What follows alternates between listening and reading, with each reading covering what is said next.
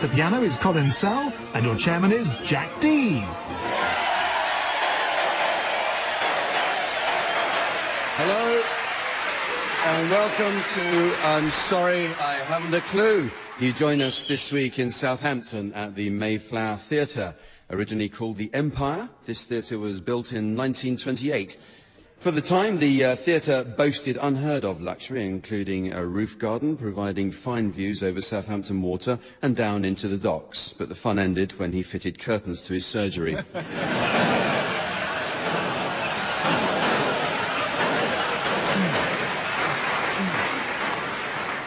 Prices for the best seats in the Grand Circle were typically 28p, and you could get a seat in the balcony for just 6p.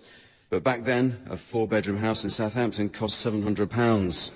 You'd be lucky to get anything like that price today. At a memorable Sunday afternoon concert in 1945, Ted and Barbara Andrews introduced their 10-year-old daughter Julie to this very stage. She stood on her box and began to sing, and we all know what happened to young Miss Andrews after that. She was rubbish. So she went into the family liver salts business.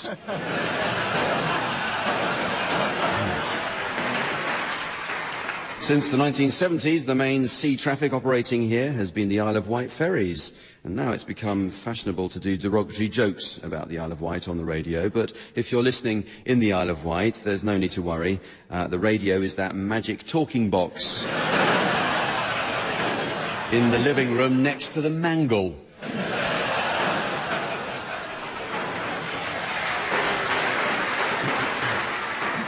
Southampton is also notable as the home of the world-famous Ordnance Survey. It's recently been discovered that board surveyors put jokes in the early maps. In Lincolnshire, there's a contour line in the shape of a baby elephant.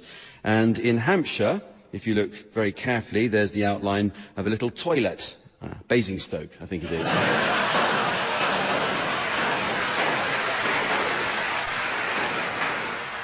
Let's meet the teams. On my left, Barry Cryer and Graeme Garden.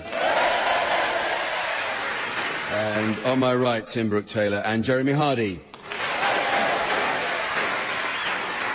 And making a welcome return and eager to enjoy the action, please welcome our scorer, the ever-delightful Samantha.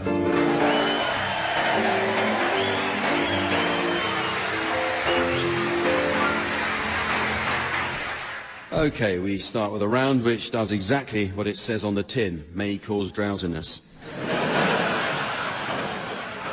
With insurance claims and safety measures in mind, teams, I'd like you to share any warning signs you may have spotted recently. Graeme, will you start, please? On an England football tour, do not leave wags unattended. Tim? Maternity ward, allow 28 days for delivery. Jeremy? On a white van, no tools left inside overnight, only in the driving seat during the day. Barry? Roll on mum deodorant, unscrew top and push up bottom.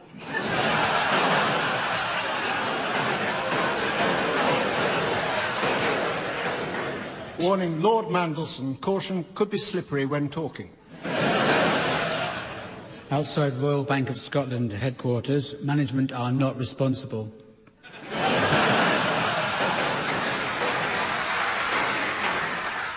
On a pair of Y-fronts, warning, may contain nuts.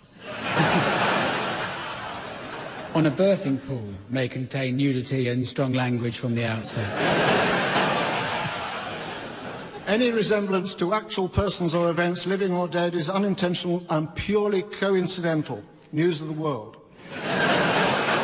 On a portion of spare ribs, contents are ribbed for your pleasure. On a box of free-range eggs, batteries not included. This door is alarmed, and the window's a bit jumpy too.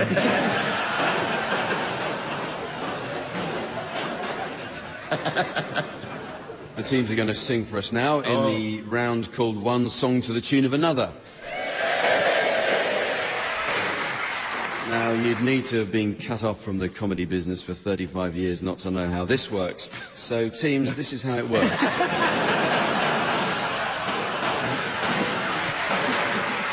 If you think about it, a song is just like a prize pig. The pig represents the lyrics, which you keep in a pen or tune.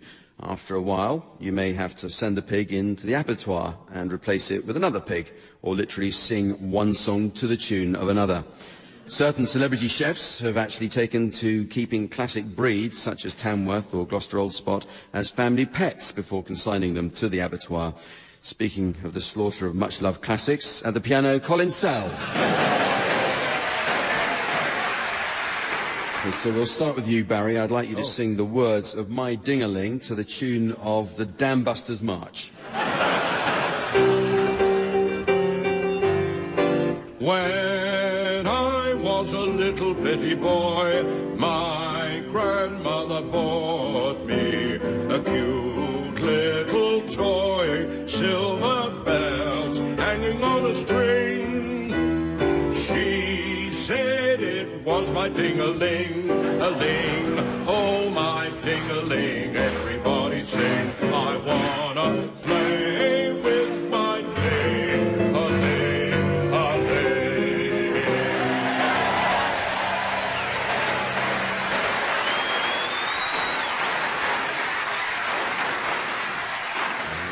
Thank you very much, Barry. It's like doing a show in sheltered accommodation.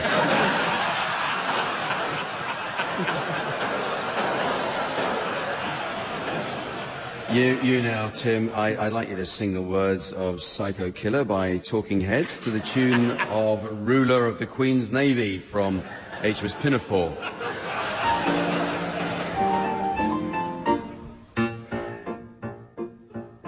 I can't seem to face up to the facts. I'm tense and nervous and I can't relax. I can't sleep 'cause my bed's on fire. Don't touch me 'cause I'm a real live wire. Psycho killer, qu'est-ce que c'est? Fa fa fa fa fa fa fa fa fa. Psycho killer, qu'est-ce que c'est? Better run, run, run away. Psycho killer, qu'est-ce que c'est? Fa fa fa fa fa. Better run, run, run, run away. Run, run, run, run away. You start a conversation, you can't even finish it. You're talking a lot, but you're not saying anything. You start a conversation, you can't even finish it. You're talking a lot, but you're not saying anything.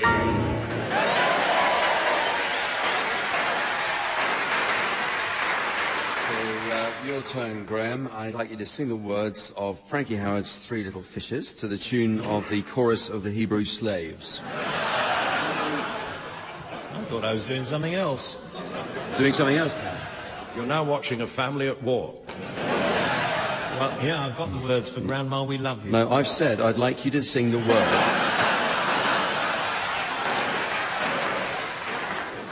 What is this position if I'm not in charge? Have you got the right words? We wanted Graham Norton.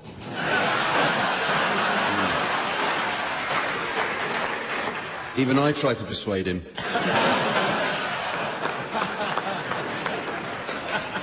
Your turn, Graham. I'd like you to sing the words of Grandma, We Love You to the tune of O Sole Mio.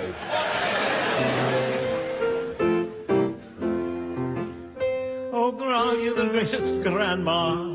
On this we all agree. You're always making nice things to eat and loads of cups of tea. Grandma, we love you. Grandma, we do. Whenever we are far away, we always think of you.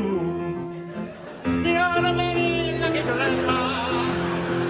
We really have to say, not just for winning bingo, but for having us here to stay. Grandma, we love you. Whenever we are far away, we always think of you.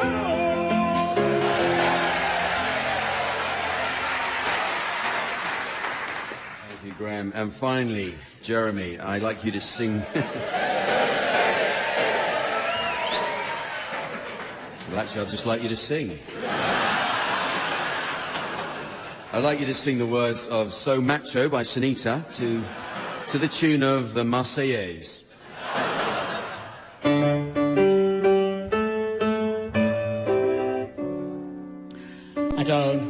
not no 7-stone weakling, nor a boy who thinks he's a girl. I'm after a hunk of a guy, an experienced man of the world. There ain't no way that I'll make do with anything less than I'm used to. If I have a man tonight, he's got to be right, right, right. So macho, he's got to be. So macho, he's got to be. Big and strong, enough to turn me on. He's got to have big blue eyes, being able to satisfy. He's got to be big and strong.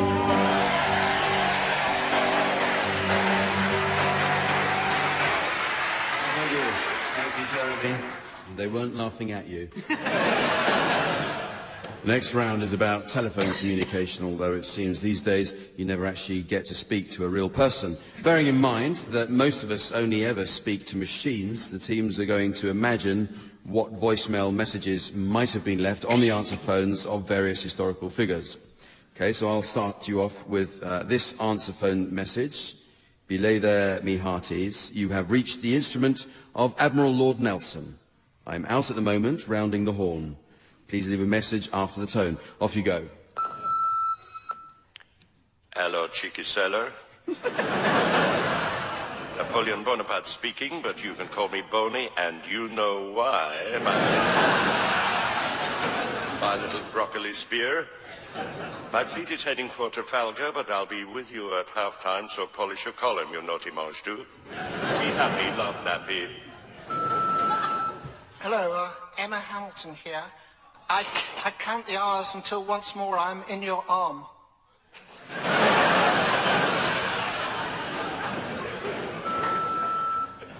Hi, it's Hardy here. Look, I'm sorry if I've given you the wrong impression.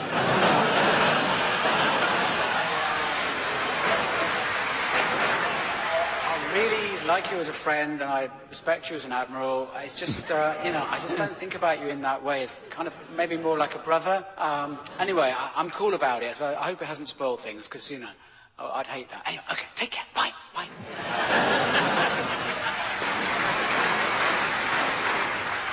Jeremy, would you now leave an outgoing answer phone message from Julius Caesar? Hello, Julie here. I'm on tour at the moment. If it's about work, please call my agent, Cliffordus Maximus, on VII, VIII, VI, IX, IVI. Otherwise, call the mobile. VII, VVV, IXI, VII. Ciao.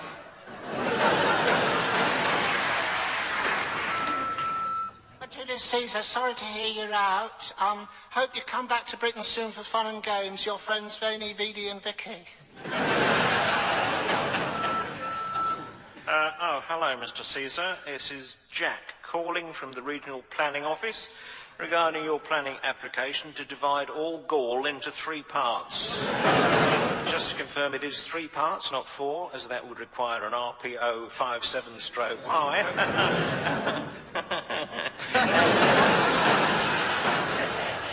And I presume you have no intention of adding a conservatory. Bye-bye.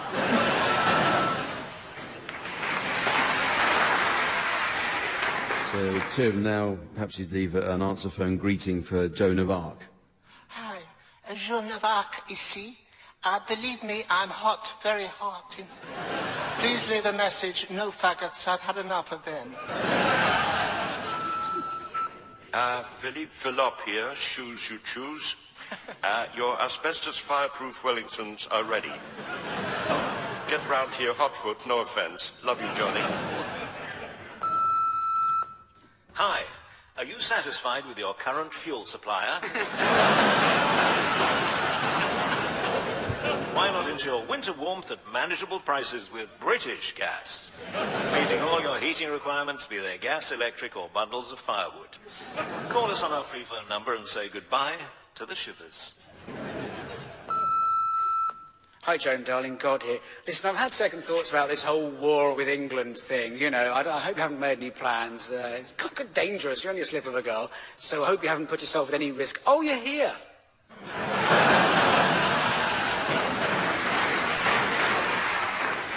Moving on, the teams are going to take a look at the world of celebrities next. But first, I'm sure every Radio 4 listener will have been saddened at the news of Peter Andre and Jordan's separation. That's how shocked I was to see that lovely pair fall out. Okay, teams, I'm going to read to you from a selection of Genuine magazine and newspaper cuttings concerning a well-known individual. However, certain words or phrases have been removed, and I'll ask the teams to guess what the missing words might be. Today's subject is the entertainment personality, Noel Edmonds. He's very popular, isn't he? So here it goes. Early on in my life, I knew that what I wanted more than anything was to... Boiled eggs. The actual answer is be on the radio. The BBC would not even grant me an interview, but I kept bombarding the pirate radio stations with tapes that I made in the tiny studio I'd created in my... beard. in my bedroom. Eventually, I was given a job making trailers and... sometimes caravans. competitions for Radio 1. This gave me the opportunity to be around the studios at every hour of the day, and I quickly set about making myself... unpopular. as useful as I could. I was absolutely positive that one day this approach would produce an opportunity, and sure enough, when Kenny Everett contracted flu with just 24 hours' notice, I was asked... Have you just been to Mexico? I was asked to present his Saturday morning show. The station intended to call me by a name they already had in a jingle package. It rhymed with anchor. Randy West. I was very tired by the time House Party ended, and I think the viewers were probably... tired long before that. Tired too. 6 years when I wasn't on screen, I was farming in Devon. I've given a foal mouth to mouth. It's hard, you can only... see each other on visiting days.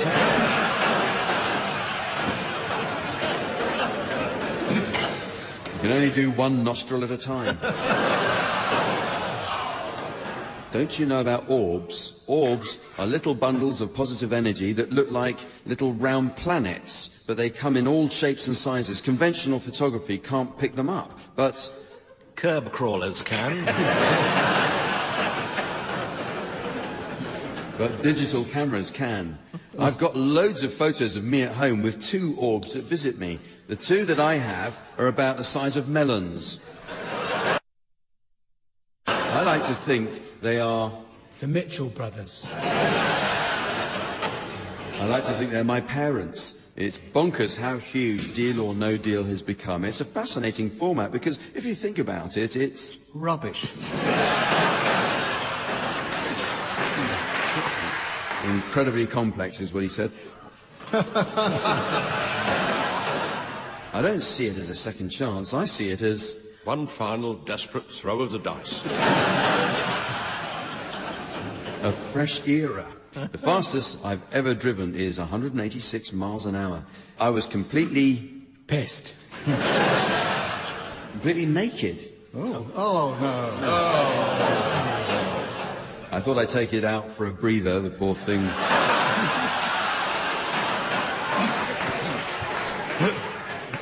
The poor thing was stuck in... my zip. stuck in its stable and needed exercise. I remember when arriving at the roundabout horrendously fast, I almost didn't... managed to get on the little fire engine. almost didn't stop. Very straightforward on immigration. The bus is full. We haven't got enough energy. We haven't got enough electricity. We haven't got enough... bigots.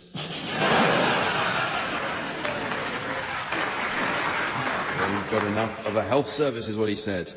The teams are set to revive the ancient art of letter writing next. Long before the age of email and Twitter, when missionaries first went to the South Seas, they took printing sets with them, but some letters of the alphabet would go missing. One island race was taught English without any O's or F's. To this day, they still can't spell for toffee.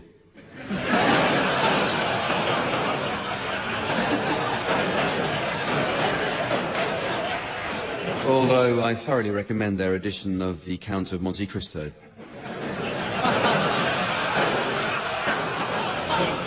Okay, teams, I'd like you to take it in turns to improvise the correspondence between two people, Graeme and Barry. I'd like you to start by composing a letter from Dan Brown, author of Da Vinci Code and Angels and Demons, to Pope Benedict. Then Tim and Jeremy, you'll come up with a reply, and so on. However, the challenge is that the letter must be constructed by each panellist, alternating one word at a time. Off you go, Graeme and Barry. Dear Benny, I have just conceived a rather wonderful idea for examining your life, because I always thought that you were Jewish. However, I have discovered that you are not Jewish. But amazingly, I find that you are German. Therefore, it behooves me to ask you if I can write this story in English, which will entail voluminous yet scanty, although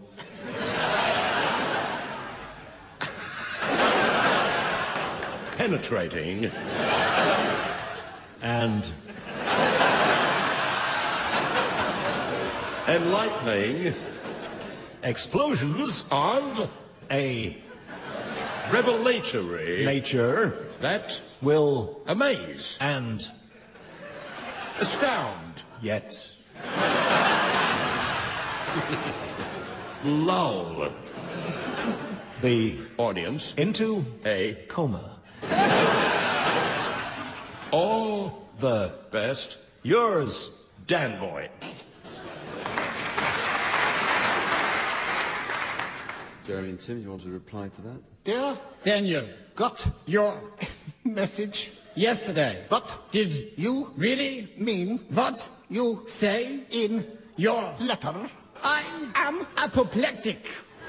As If you think you can make a film without me in it, then you are very much mistaken. I want to be a big star in the movies and shine all day long. I am Singing your praises and talking to my wife Brian who is from penge lots of love from your holiness Papa the 123rd. Pope. Kiss, kiss.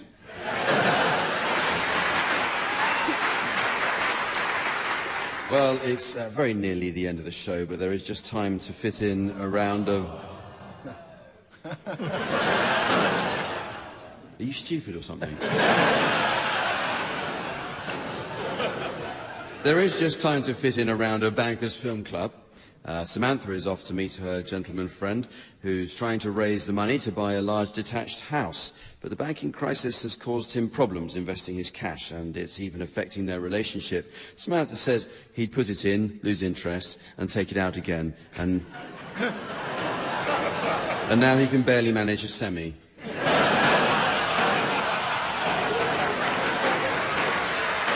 So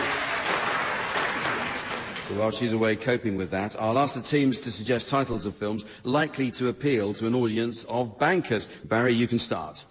Catch a banker. Tim. Help, I could have been a contender. That's Northern Rocky. Jeremy? The Da Vinci pin number. Graeme?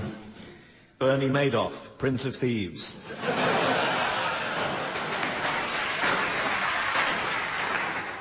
Home Alone. Home Alone 2. The Savings of Private Ryan. This one's a video game, Sonic the Hedge Fund Manager. Bring me the statement of Alfredo Garcia. 1 billion years HSBC. The wind that shakes the Barclays. A bridging loan too far. How Nut West was won. The bridging loans of Madison County. Darlem for merger. Bridging loan on the River Kwai. Fiddler on the Take.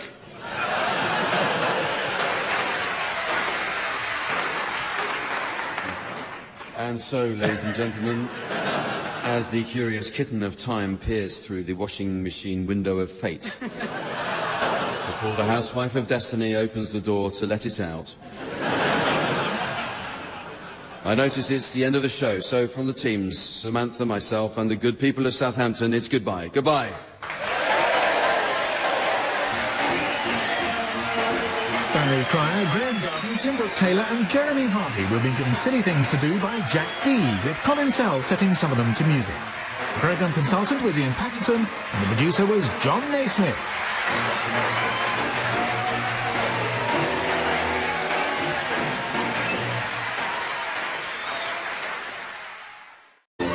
At the piano is Colin Sell and your chairman is Stephen Fry.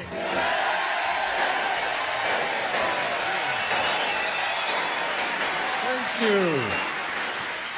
Hello and welcome to I'm Sorry I Haven't a Clue. You join us for a second week in London's West End at Her Majesty's Theatre. It was in 1705 that the playwright and architect John Vanbrugh decided to build a theatre on this site and sought funding from fellow members of the famous Kit Kat Club. But they were having a break, so he had to wait.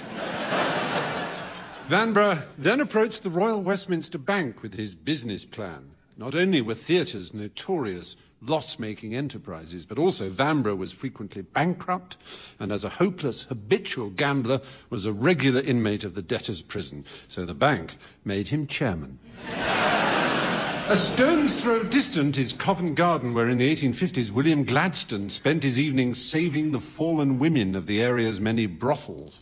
Eventually exhausted by his selfless devotion to the cause, his physician suggested he urgently devote his energies to saving the local clap clinic. Famous institutions here in Westminster include the old Royal London Hospital, which was recently the subject of restoration work. However, disaster struck when the homeopathic wing collapsed because they used scaffold poles, which were just 1/1,000,000th the strength of proper scaffolding that actually worked. Let's meet the teams. On my left, Barry Cryer and Graeme Garden. And on my right, Brooke-Taylor and Victoria Wood.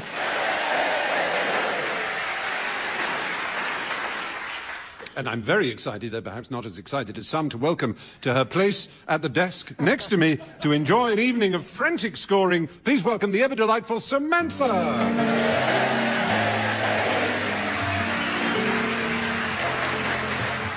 We launch ourselves into this new series, team, don't we, in troubled times. Such is the poor state of our economy, swinging cutbacks and redundancies are even hitting employment levels in broadcasting. Jobs deemed no longer necessary include the You and Yours award speechwriter, Dale Winton's Ron Seal artist, and Chris Tarrant's entire team of sincerity wranglers. With programmes thus pared to the bone, I'm going to ask the teams to suggest cut-price versions of popular films or shows for TV or radio which might be made under such constraints. Barry, you can start. The Devil Wore Primark.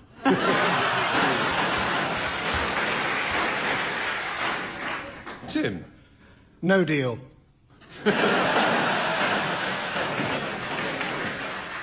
Victoria? The Rain Hoods of Cherbourg. Graeme? Harry Potter and the Paul Daniels magic set.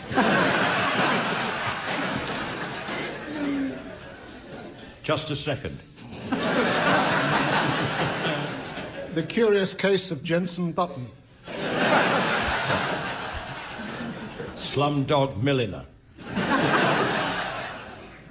Goodbye, Mr. Chip. Who's Afraid of Victoria Wood?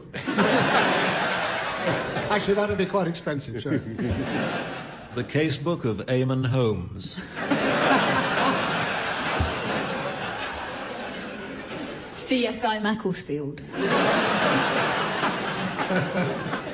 And Judy. Question, Tim?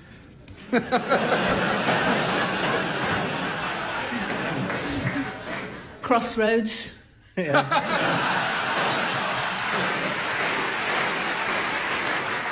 Now, the teams are going to sing for us in a round called, yes, a round called One Song to the Tune of Another. Oh.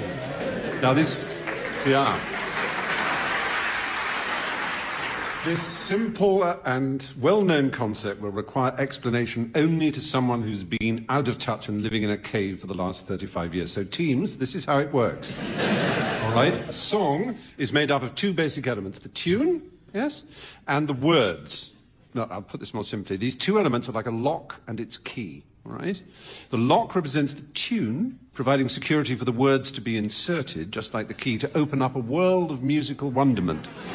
But not all locks have keys, do they? Certain types of locks, right, such as those used to secure bank safe or bicycles or other low-value items, employ a secret series of numbers which create a mechanical code to thwart any would-be thief. But for this to be effective, you must have the most baffling combination it's possible to devise. At the piano, Colin Sell!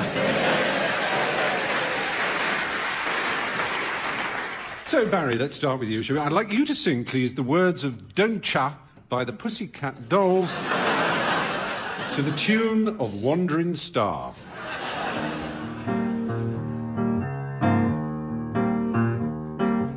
I know you like me. I know you do. That's why whenever I come around, she's all over you, and I know you want it. It's easy to see, and in the back of your mind, I know you should be on with me. Don't you wish your girlfriend was hot like me? Don't you wish your girlfriend was a freak like me? Don't you wish your girlfriend was wrong like me? Don't you wish your girlfriend was fun like me? I know she loves you. I understand. I'd probably be just as crazy about you.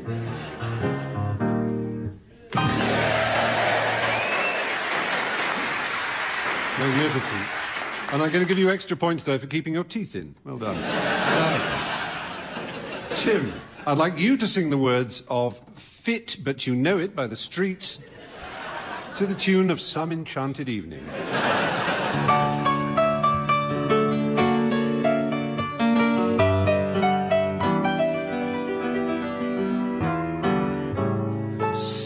I reckon you're about an 8 or a 9, maybe even 9.5 in 4 beers' time. That blue top shop top you've got on is nice, but too much fake tan though, and yeah, you score high. But there's just one little thing that's really, really, really annoying me about you. You see, yeah, like I said, you are really fit. But my gosh, don't you just know it? I'm not trying to pull you.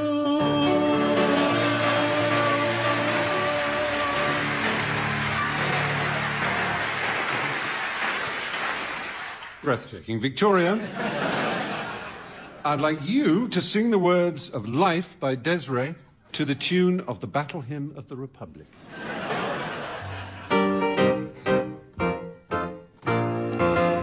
I'm afraid of the dark, especially when I'm in the park, when there's no one else around. Oh, I get the shivers.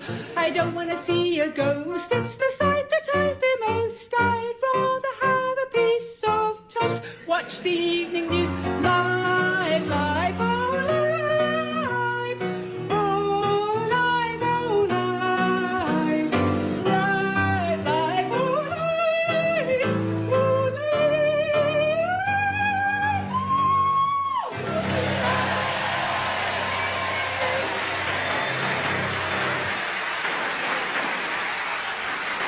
Brilliant. I don't think even Tim could hit that note. And finally, Graeme, I'd like you to sing the words of Evil Has No Boundaries by Slayer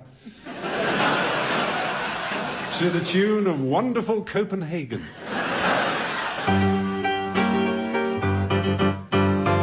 Blasting our way through the boundaries of hell, no one can stop us tonight. We take on the world with hatred inside, mayhem the reason we fight. Satan, our master in evil mayhem, guides us with every first step. Our axes are growing with power and fury. Soon there'll be nothingness left, surviving the slaughters and killing we've lost.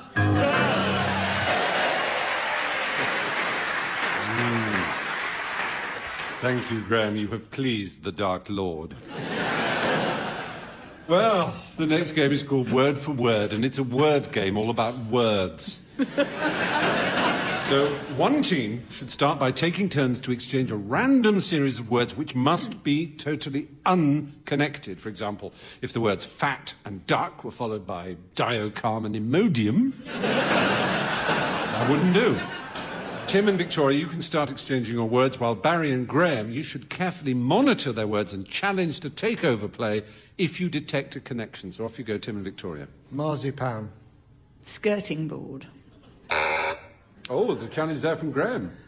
Most people don't know marzipan is made from what you can scrape out from behind the skirting board. That is true. Tim can vouch for that. Yeah. Definite connection. They've admitted either way. it. So it's Adjudication, Yes, Steve. I'm giving it to you two. Right, now. okay. Very early challenge. Very well done. Right. Allergic. Carpet. What? No, that was Graeme. I'm challenging allergic to himself. carpet. You're allergic to carpet? Yeah, Especially if it's got marzipan on it. yeah. Right. I can't go near tufted shag or nothing. Yes. Well, that rules that out. then. Yes. Yeah. It was never ruled in, Tim, was it really?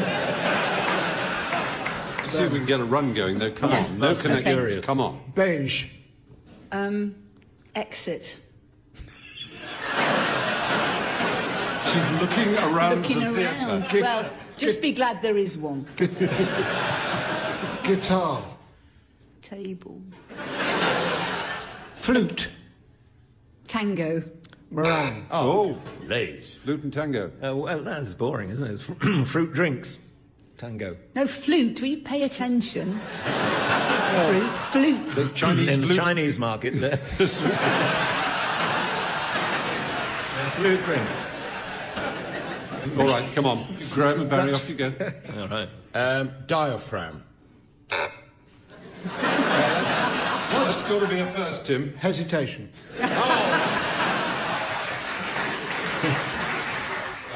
Bliss, but no. Right. Marmalade. Garrulous. Jam. Hyperbolic. Yogurt. Oh, dangerous. Oh, yes, Victoria's That's coming. a sort of yoghurt, isn't it? Hyperbolic. It is, It's good for your isn't it? With a intestines, live isn't it? culture. Yeah. That's Yeah. absolutely right. Hyperbolic yogurt. Yes, I was praying Graeme would say That's that. right. by Danone. So, From the right one, aren't you? well, that was a wonderful round. I enjoyed it enormously. Hurrah! Now, of all the board games one commonly hears played on the radio, there's none that compares with our very own compendium of fun, Bordeaux. And, without further ado, who's going to be blue? That's me. I'll be yellow. I'm green. Barry, are you red? Yes. So you should be. Now zip it up and let's get on with the game. Have you all selected your tokens? Yep, I've got a little top hat. I wanted a top hat. Oh, I'll take the little racing car. I suppose I ought to have, being a girl, ought to have either the iron or the thimble. So I'll choose the Kalashnikov. And Tim? I'm a little teapot. Of course you are. So, let Bordeaux commence. I'm sitting to the right of the dealer, so I'll start. 4. Fleet Street, Leicester Square, Piccadilly. Oh, Waterworks. Well, hurry back. Victoria, you better start. Okay. Lucky. 3. Wormwood Scrubs. Look, your second W is on a triple word score. Oh, that's 4 points. Now, that means I think you can either have a green wedge for science and nature, or you can have a house. I'll have a house, please. Oh. A semi. It's me, isn't it? Yes, Graeme. Whoa, 17 the hard way. Right.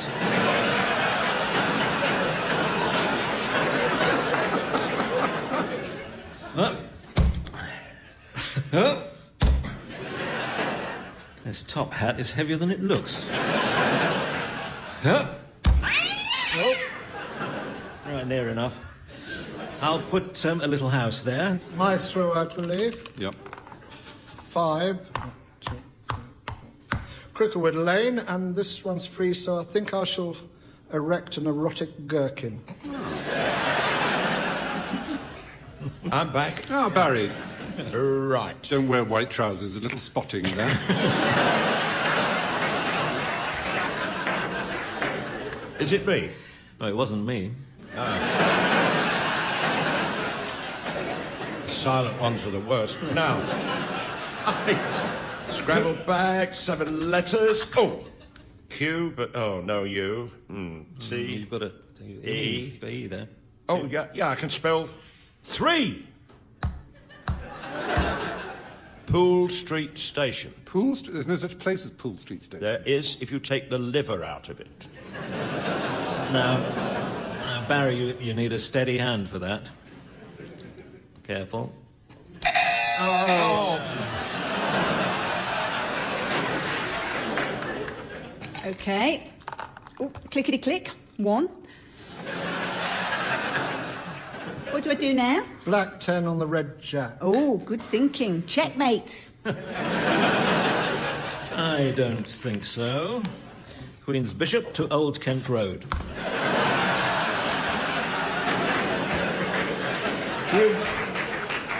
You've landed on my gherkin. To apologise, I didn't notice. They never do. No. Tim, it's your go. Okay. And second serve. Come on, Tim. What's the score? 15 love. Thanks, darling. Now, here goes. Chance. Mrs. Bunn, the butcher's son. Go direct to jail, do not pass water. Bad luck, Tim.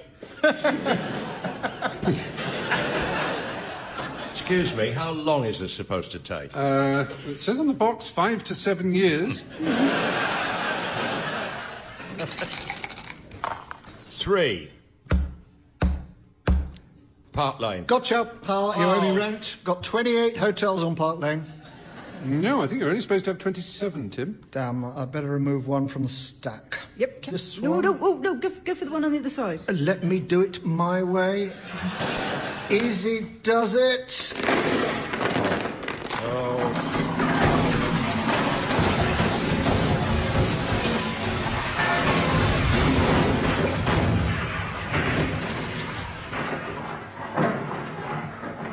Oops. Well, never mind. It still fails to work as an outdoor game as well. So the teams are now going to indulge us with some good old-fashioned letter writing next. The round is played in support of Post Office Awareness Week as our Royal Mail faces privatisation at the hands of Peter Mandelson. Who else could promise to deliver letters arriving every day at the crack of lunchtime? Rumour has it that the parcels handling service might go over to TNT. So much more efficient than having to smash them manually. So I'd like you to take it in turns to improvise the correspondence between two famous historical figures, Barry and Graeme. I'd like you to start by composing a letter from John Brown to Queen Victoria. Then Tim and the confusingly named Victoria will come up with the reply. However, the challenge is that the letters must be constructed by each panellist alternating one word at a time. I shall signal the end of the correspondence by blowing this, like so. Off you go, Barry and Graeme. Dear me.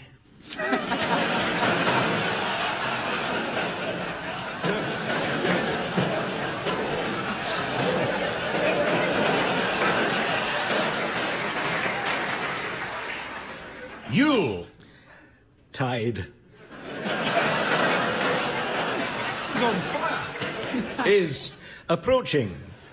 Therefore, I wish to ask you if it would be possible for you to attend a function during the week beginning December the 21st at my house where we will have plenty of sustenance. furthermore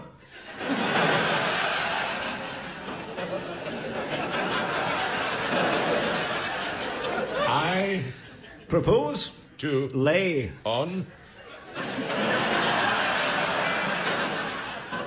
my back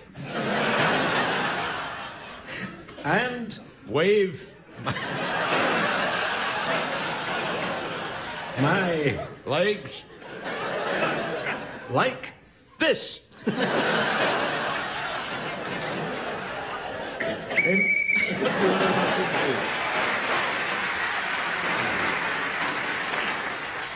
Right, so Tim and Victoria, if you'd like to compose your reply, please. Dear Brown. or Gordon. we Received a missive. from You. which Discombobulated. us, Slightly. but Nevertheless. we Will. have Great. expectations Of. you Waving. to Me.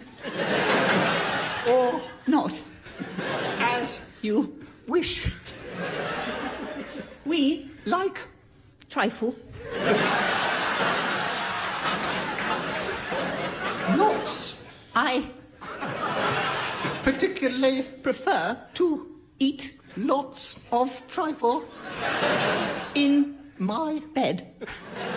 so That. you Could. enjoy It. with Me. in My. bed.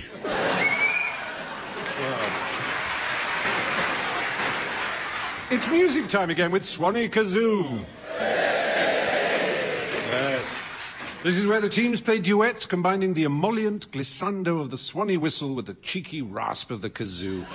Piano accompaniment will be provided by Colin Sell. Colin has recently been highly praised for his work with the White Stripes. So much so he's been nominated for Zebra Crossing Painter of the Year. Okay. Tim and Victoria, you can start, and I'd like you to provide us with a rendition of Singing in the Rain to feature Victoria Wood on the kazoo and Mr. Tim Brooke-Taylor on the Swanee whistle.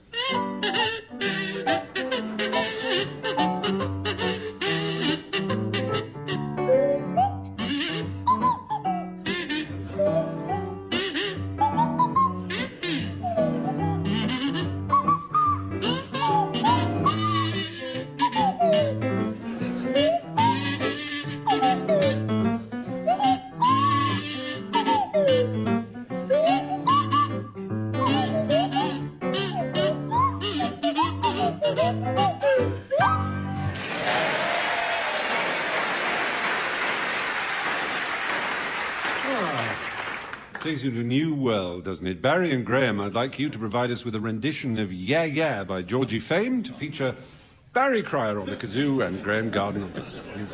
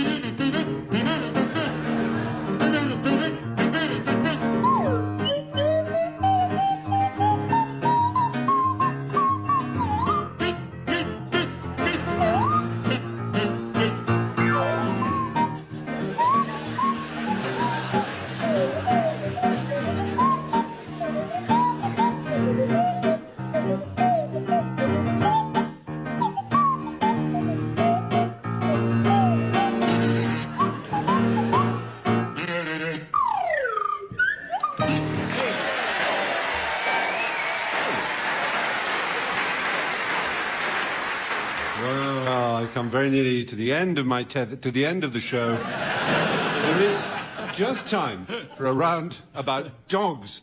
Samantha has to nip off now as she has a part-time job driving for a breeder who sells spaniels to wealthy foreigners. Last week she delivered a Springer and a King Charles Cavalier, and today Samantha's hoping to have an American Cocker in the back of the van.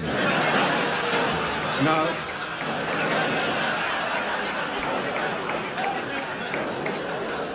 as you know, teams, you'll be only too painfully aware that niche marketing is all the rage, so I'd like suggestions, please, of shops and other commercial organisations which might provide goods or services specifically for dogs. Graeme, you can start. Barks and Spencer. Tim? A couple of airlines, Ryanair and FleasyJet. The advertising to be done by Scratchy and Scratchy. Victoria? I got some jewellers, H Spaniel, and Sniffinis. Barry? Wet nose. I just got that. Carbone Warehouse. Pooch the chemist. Wagamamas, yeah. Mr. Whippet, ice cream. Schnauzer Fraser. Hound Stretcher. Abercrombie and Fetch. It's sad. There used to be wool wolves, but they called in the retrievers.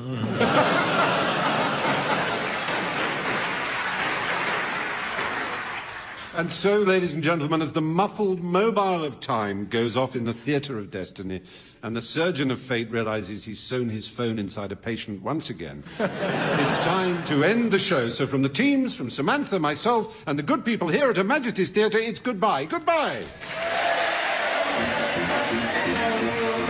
Barry Cryer, Graeme Garden, Tim Brooke-Taylor and Victoria Wood have been given Silly Things to Do by Stephen Fry, with Colin Sell setting some of them to music. The programme consultant was Ian Pattinson and the producer was John Naismith.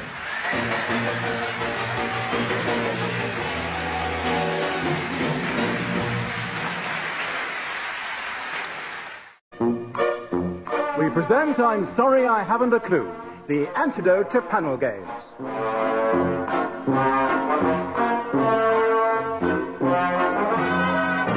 At the piano is Colin Sell, and your chairman is Humphrey Lyttelton.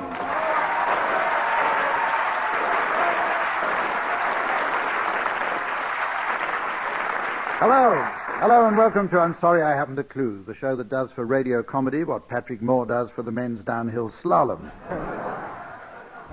There's some super talent here tonight. These audiences get younger every day. Meanwhile, would you welcome on my right Tim Brooke-Taylor and Willie Rushton?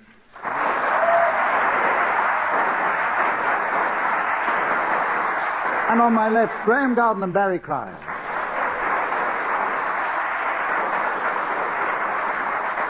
And a warm welcome, please, for the young lady who keeps the score. What of is entirely her affair. Samantha.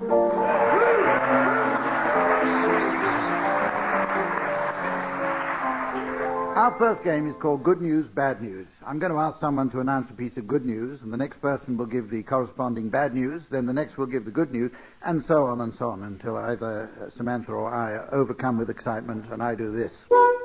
Not to be confused with this, which means that the studio's on fire.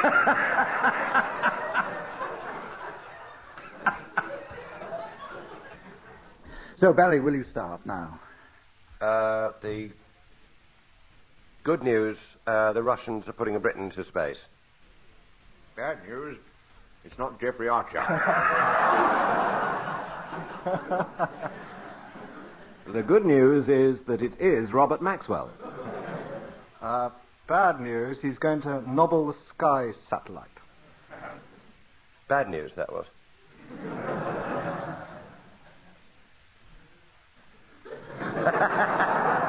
Take it which way you want, really. Good news, he'll succeed. Bad news! No more Derek Jameson. Bad news. Bad news. The good news, the doctor will see you now, really. Bad news, it's Dr. David Owen. Good news, he's only looking for new members. Bad news, he's putting rubber gloves on.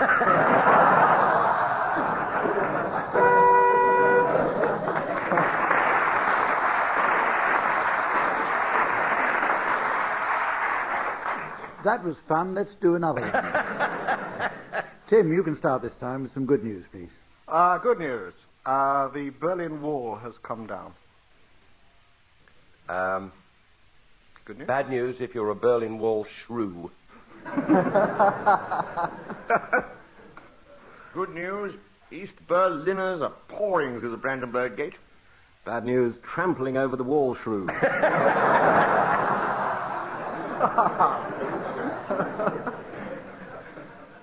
Good news, the wall shrews make excellent false moustaches. Bad news, they make rotten cars. Good news, they're still better than Skoda.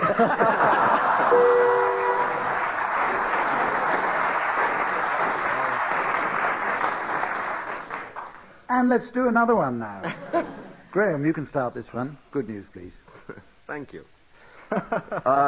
Good news, they found a cure for mad cow disease.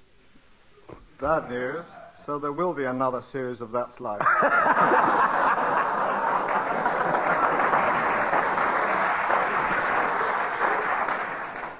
Good news, Esther Ranson won't be in it. Bad news, she'll be doing Hearts of Gold nightly.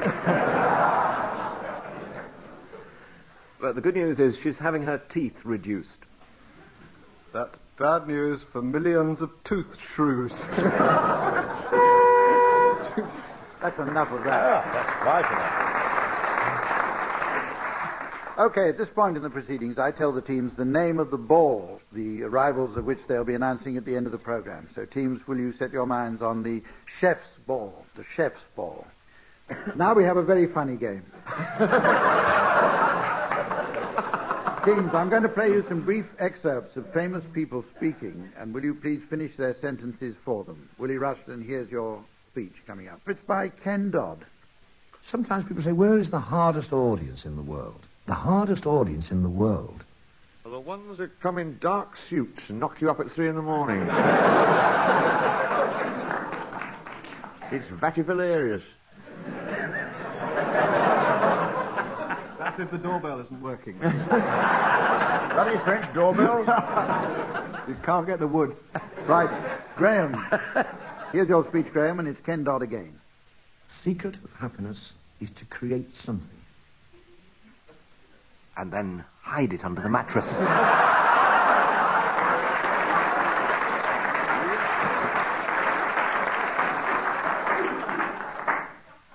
Tim, your speech is by Dolly Parton. I've always dreamed of meeting the Queen. And I've had a lot of people ask me what it was like. And she said several words to me. She said, "Pray introduce me to these two bald-headed men."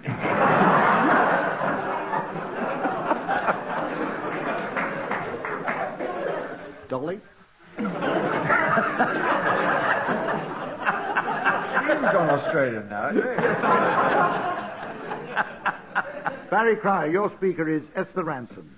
2/3 of me is, I think, wildly extrovert. And the other third is teeth.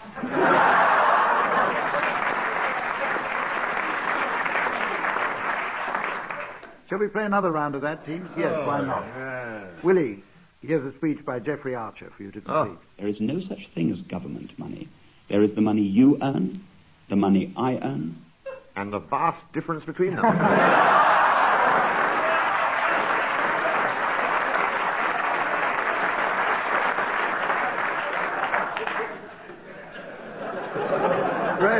Graeme Garden, yours is Geoffrey Archer again. The secret for a person wanting to start a career in writing is first get an agent. And then get him to do the writing for you.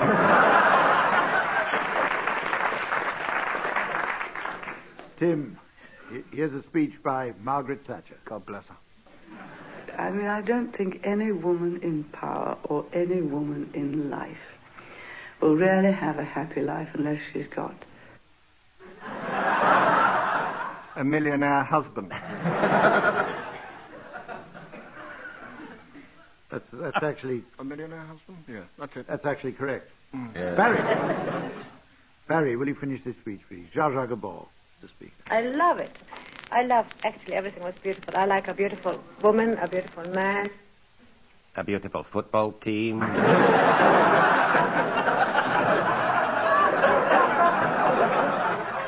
Beautiful Norman Tabernacle Choir. Right. This is a game called... Oh, you want to know the score, won't you? This is a game called Paranoia. One team is suffering from a grand delusion, but they don't know what it is, while we and the other two do. They should ask questions in order to find out. The audience can indicate when they're getting warm by removing their jackets. Tim and Willie, will you question Barry and Graeme about your problem, which is going up now on the laser scoreboard? And here for you at home is the mystery voice. They think they're Jason Donovan. They think they're Jason Donovan. Right. Tim and Willie, now, will you start questioning Barry and Graeme about your problem? How long have we had this worry? Not that long. Not long, no. No. A year or so. Is it the last time we did this program? Is it the last time we were funny? Well, I don't think funny comes into it at all, really. That's a matter of opinion. Deeply serious folk. Are they we're after? Deeply serious, yes. I wouldn't say wooden. I wouldn't have said wooden. I wouldn't have said they. No. We think we're the wooden tops. That's just a vicious rumour. We think we're... Steer off the plural. We think we're somebody? Oh, there you go. We think we're Archie Andrews. You're getting very warm. We think we're Peter Brough. No, you've gone cold again. Well, one person, are we? Yes. Yes. And it's a wooden person. Lord Charles. Rupert Murdoch. Oh, no, you are getting warm in a funny way. In a funny sort of way. You're getting, in a spooky little way, you're getting warm. We think we're Geoffrey Archer. Stuffed. Oh, don't be silly. We think we're stuffed effigies of Barry Humphries. That's awfully warm, but it's not right. I forgot to tell you again that you have only 30 seconds. You had only 30 seconds, yes. We're something wooden and Australian. Yeah. Hence the nickname Jason Boomerang. Donovan. Yes.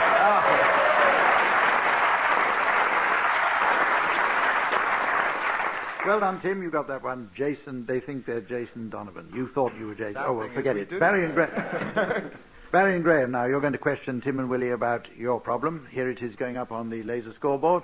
And here's the mystery voice to tell you it happened. They think the King's Singers want to kill them. They think the King's Singers want to kill them. Okay. Barry and Graham, start questioning now. Is this a condition? It is a condition, but it's something you shouldn't really worry too much about, because Absolutely not. Are we afraid of something? Yes. Yes. We're afraid of being thought something. No. We're afraid of Jason Donovan. Yes, but that's got nothing to do with this ride. I mean, this may have crossed one of their minds, but I can't believe they all really secretly want to do whatever it is they want to do to you. Actually, it couldn't be further from Jason Donovan, because this is about singers. We think we're a group of singers. Or we're frightened of becoming a group of we're singers. frightened of what singers will do to us. We're frightened of being sung at by somebody. No, it'd be lovely to be sung at. Do Bananarama enter into this? I wish they would. This is a group of singers. Yeah. Like the King's Singers.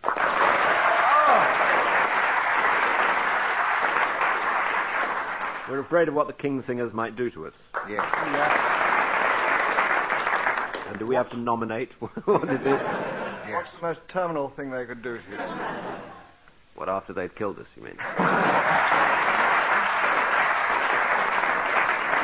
We're afraid that we're on the King Singers hit list. That's the basic problem. Oh, look out! They're the King Singers! Very good. Give them another round of applause.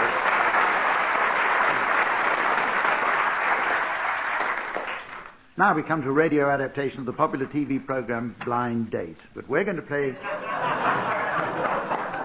the Italian version, Venetian Blind Date. Thank you very much. This week's lucky contestant is Tim, who's a stockbroker. Sorry, I misread that. He's a stick breaker. Hiding behind the screen are three likely lads, one of whom will be chosen by Tim to accompany him on a romantic weekend break, which explains why they're hiding. Now, owning up time, we couldn't afford a screen. So, Tim, will you close your eyes, please? Number one. Yes. Do you believe in love at first sight? Not if it keeps the vicar waiting.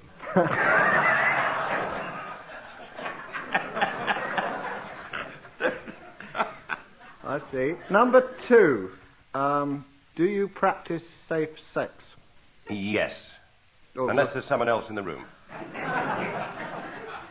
Oh, I'm pleased about that, Barry. Oh, number two. Number three. Do you go all the way on the first date? I once went halfway on a second banana.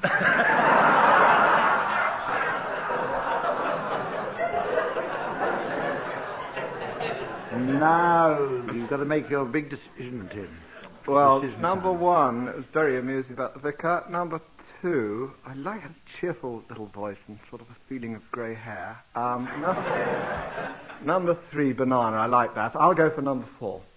That means I can go on my own. Now, let me show you what you've missed. Number one.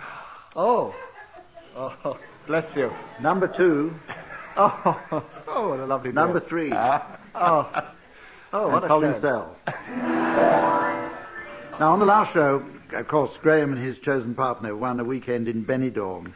And he's come back this week to tell us how he got on. Tell us, Graham, how did you get on? Was it a lot of fun? Well, it's uncanny. It started all right. I mean, she was quite attractive and that, but when she started on the plane, it got a bit embarrassing. You know, running up and down the aisle and trying to pull the pilot. And we got there first day on the beach. You know, she buried the courier, and then in the evening in the nightclub, you know, all jumping about with her knickers on her head and all that sort of thing, hammering on my door at 4:00 in the morning, and it was in the end really embarrassing. Oh, I say. Well, next week, Princess Michael of Kent will tell us her side of the story.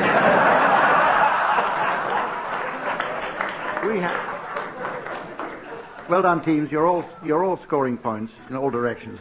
I tell you what, teams, we're going to play the game now, which is wittily called One Song to the Tune of Another, in which the teams will attempt to sing one song to the tune of another.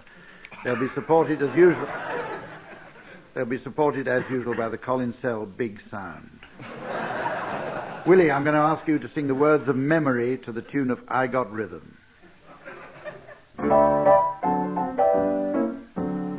Midnight, not a sound from the pavement. Has the moon lost her memory? She's smiling alone.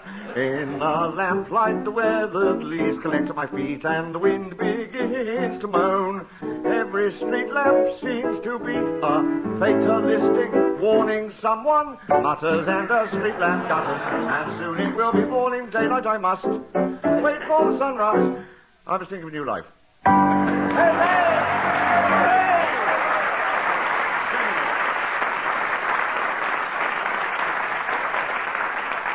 Barry Cryer, will you sing the words of You're Getting to Be a Habit with Me to the tune of the William Tell Overture, please? Every kiss, every hug seems to act just like a drug. You're getting to be a habit with me. Let me stay in your arms. I'm addicted to your charms. You're getting to be a habit with me. I used to think love was something that I could take or leave alone, but now I couldn't do without my supply. I need to floor my own. Oh, I can't break away. I must have you every day as regularly as coffee or tea. You've got me in your clutches and I can't get free. You're getting to be a habit with me. You're getting to be a habit with me. Every kiss, every hug seems to act like a drug. You're getting to be a habit with me. Let me stay in your arms. Nurse, I'm addicted to you.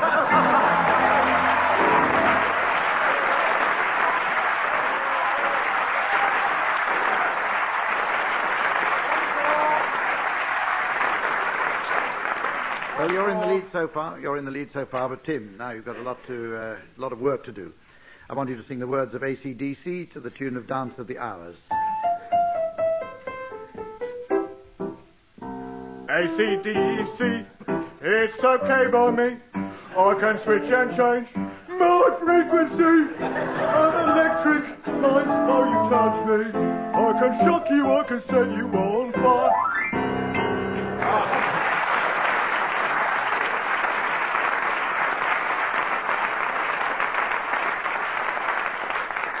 Jolly good. Graham, sing the words of A Life on the Ocean Wave to the tune of La Donna e Mobile.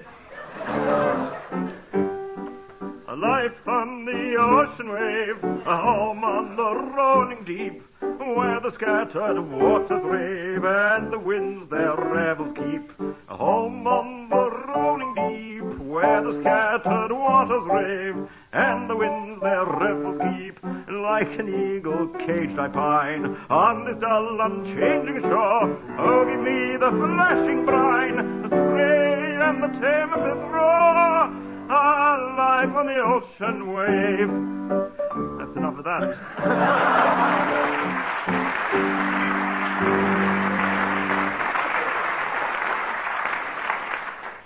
Colin, will you stop as soon as the singers stop, please? Because we're running terribly over time. Preferably Who won that? before we start.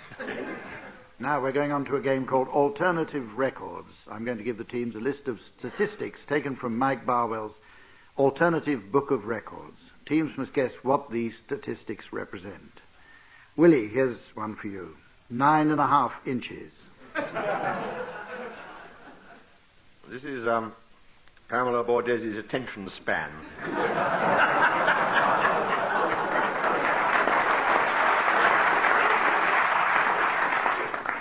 How do you know? Yes. It's in the song. The alternative to the alternative is that it's in fact, the smallest snooker cue ever. True. Lord. Absolutely Wow. true. God. Amazing. Oh, sorry. You mean Barry. they couldn't make one smaller? Not much of How an am I to achievement. know? I never take any interest in snooker whatsoever. Nobody's asking me about snooker. Oh. Fancy bringing up snooker. We're trying to play games, sensible games, and the older guy can talk about is snooker. What's I a mean, sensible game? I know Hump? what you mean, Hump. Tim, Sorry. here's yours. Yes. 100,000 Bibles. That's the amount of Bibles Richard Nixon was required to swear on before anyone would believe a word of what he said.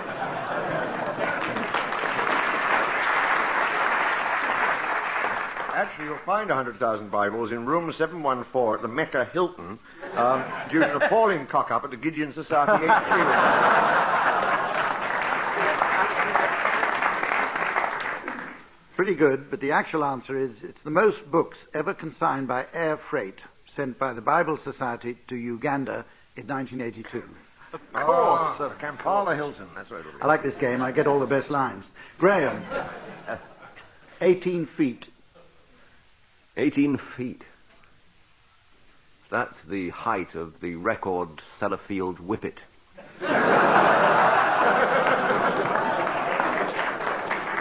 Which has got 18 feet, incidentally.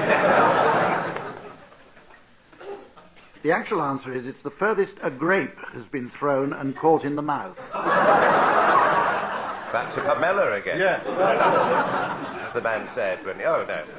You say a grate.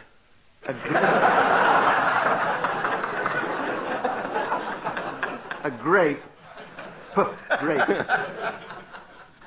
Willie, 714 times in one day. This is a reference to the sexual activity of the Berlin Wall shrew.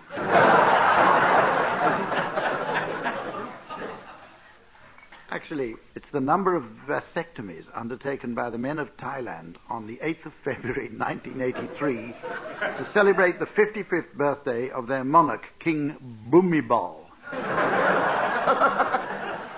Is this a fresh cutting? He's a good alto sax player, King Bhumibol.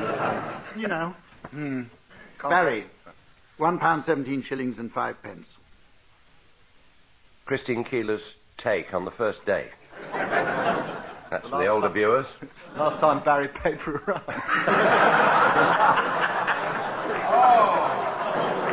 That'd be the true. Very unkind. How did you know the true answer? No, the actual answer is, it's the most money ever found in someone's stomach. It was on the 5th of January, 1958, a Durham man complaining of stomach cramps was found to have a total of 366 halfpennies, 11 pennies, 17 threepenny bits, 26 sixpences, and 4 shillings in his stomach. But Ken Dodd is now responding to treatment.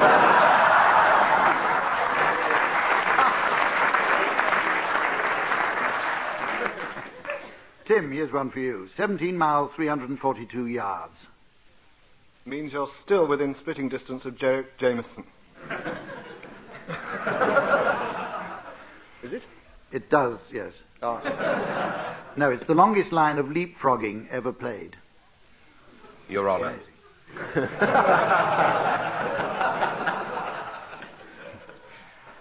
Graham, here's one for you. 4,000 feet in the air. 4,000 feet in the air. That's the achievement of the abattoir of the year, representing 1,000 cows. That could be 2 Berlin Wall millipedes on their back. Or the largest synchronized swimming team in the world. 4,000 feet in the air is the nearest Clement Freud ever got to the Mile High Club.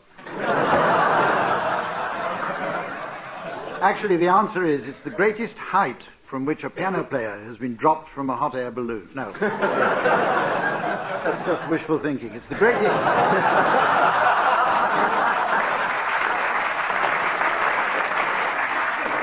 the greatest height at which a piano has been played in a hot air balloon. Not many people heard it. Okay. Now, it's nearly the end of the show, so while Samantha and I go and have a lie down to stretch our legs, I'd like the team to announce the late arrivals at the chef's ball, please, team. Will you welcome, please, the Ring Packs and their economical daughter, Catering Pack. No chef's ball would be complete without Mr. and Mrs. Cobean and their son, Harry Cobean. Bless him. Nice to see him back. The family Brûlé. With their son Graeme. And pâté Well, sorry brûlée. to do it. Oh, Yes, very good. Oh, right. Graeme Brûlé. Has that. Oh, dear. Define. I've been trying to cut this bit for years, you know that. You know I hate the ball. It's like snooker to some... The cabaret continues with the Sorbet City Rollers. Who've been overdoing it. They're more like the Obesity Rollers. That's that, really. And from up north, will you welcome, please, Mr. and Mrs. Rotpot. And their tall, retiring son, Lanky Shy Rotpot. Yes.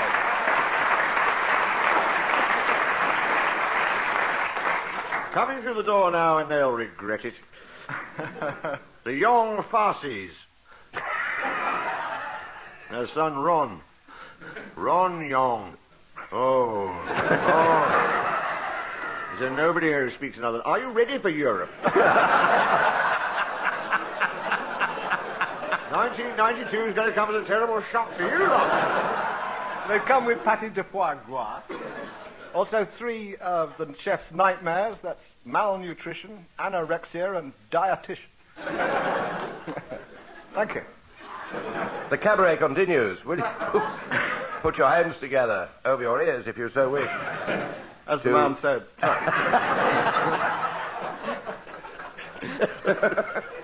Good trick if you can do it. I think that's a much better Ronnie Courgette, who will be juggling omelettes. Whoops, there's egg on Ronnie.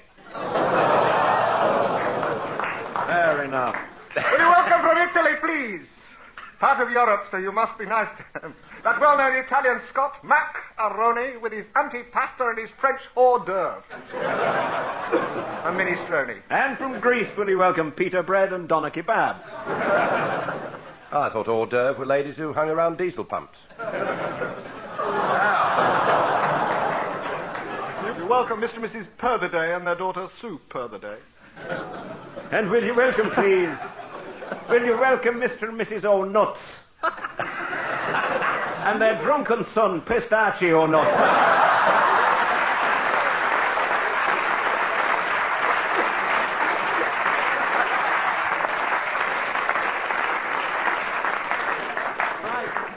Well, that's it now. We've come to the end of the programme, and I hope you'll join us again next week. Until then, from all of us, goodbye.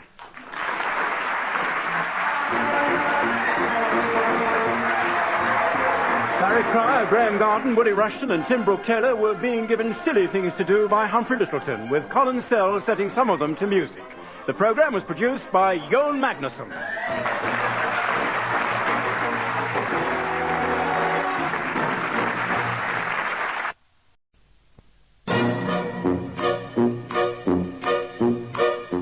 We present I'm Sorry I Haven't a Clue, the antidote to panel games.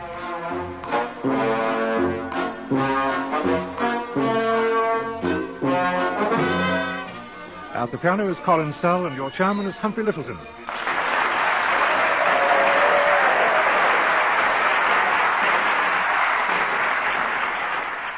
Hello, and welcome to what was to be an edition of Challenge Humph. But as neither myself nor Samantha can get into our wetsuits, we're going to play some... I crossed out each other's wetsuit. We're going to play some silly games instead. Don't knock it till you've tried it, huh? On my right, Tim Brooke-Taylor and Willie Rushton. On my left, Barry Cryer and Graeme Garden. And will you welcome a young lady at the pinnacle of her career, our lovely scorer, Samantha.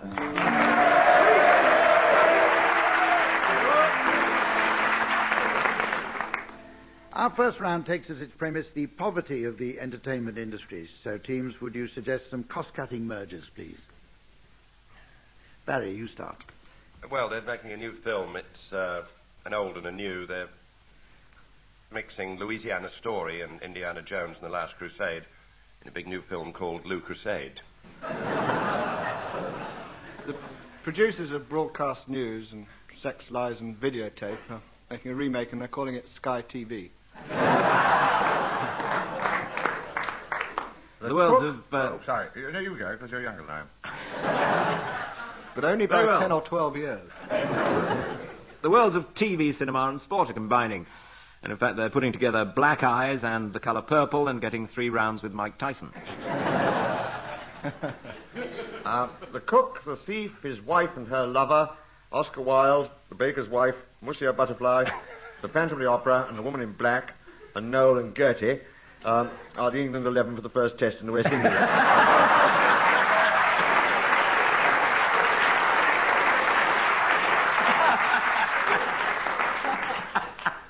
Right, who's next?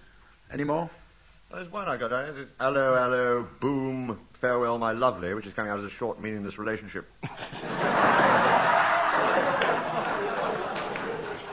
And they're also combining Swamp Thing, Slither and the Blob to produce Beadles About.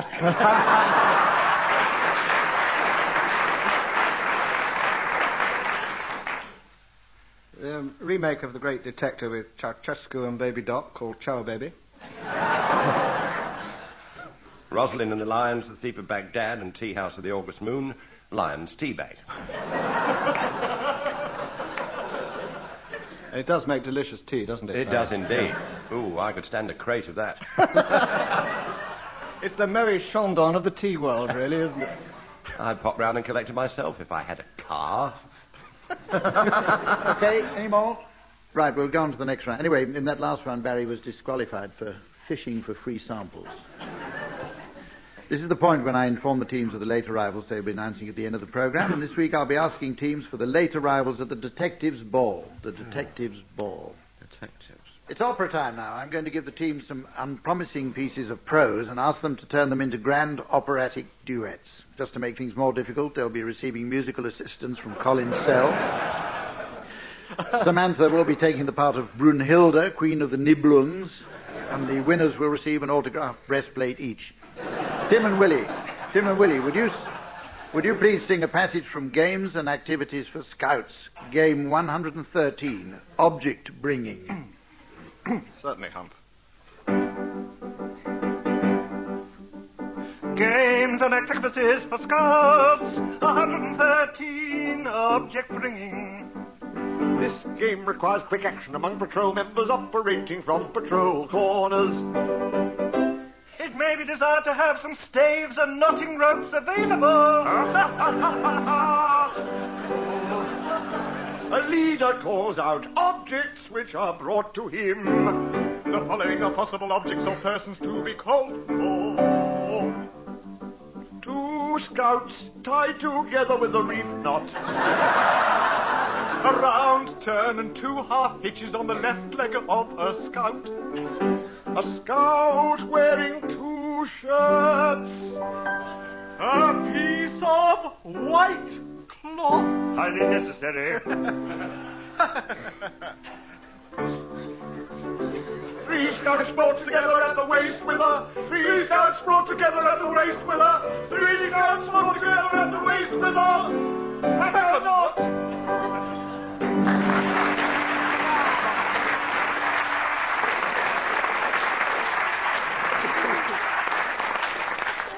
Excellent. Now, Barry and Graeme, would you sing paragraph 1, subsection 45 from the instruction manual for the installation of the Valiant pressure gas boiler?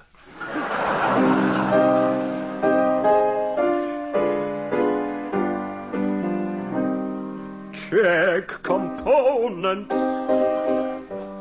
Burner pressure test nipple. Injector screw. Gas inlet pressure test nipple. Adjusting screw for pilot flame. Adjust the appliance as follows. Before commencing adjustment, open warm water tap fully. Open regulating cock 7 figure 9 fully.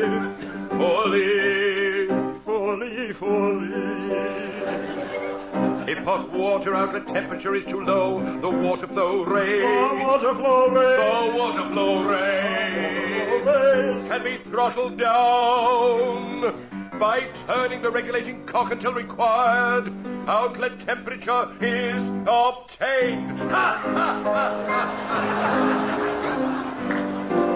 If the water pressure should change, adjust again.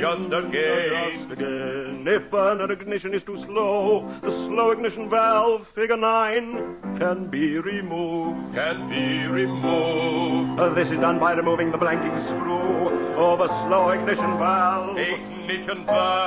Unscrew slow ignition valve and replace blanking screw. Blanking through.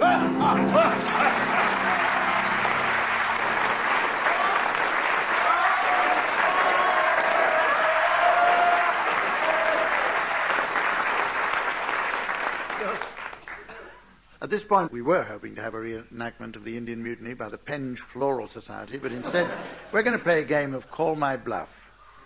I'm going to ask the teams to guess the meaning of a word, after which I'll choose the least embarrassing. Graeme, would you start now? The word is armadillo. Armadillo. Not what it sounds like, in fact. It's...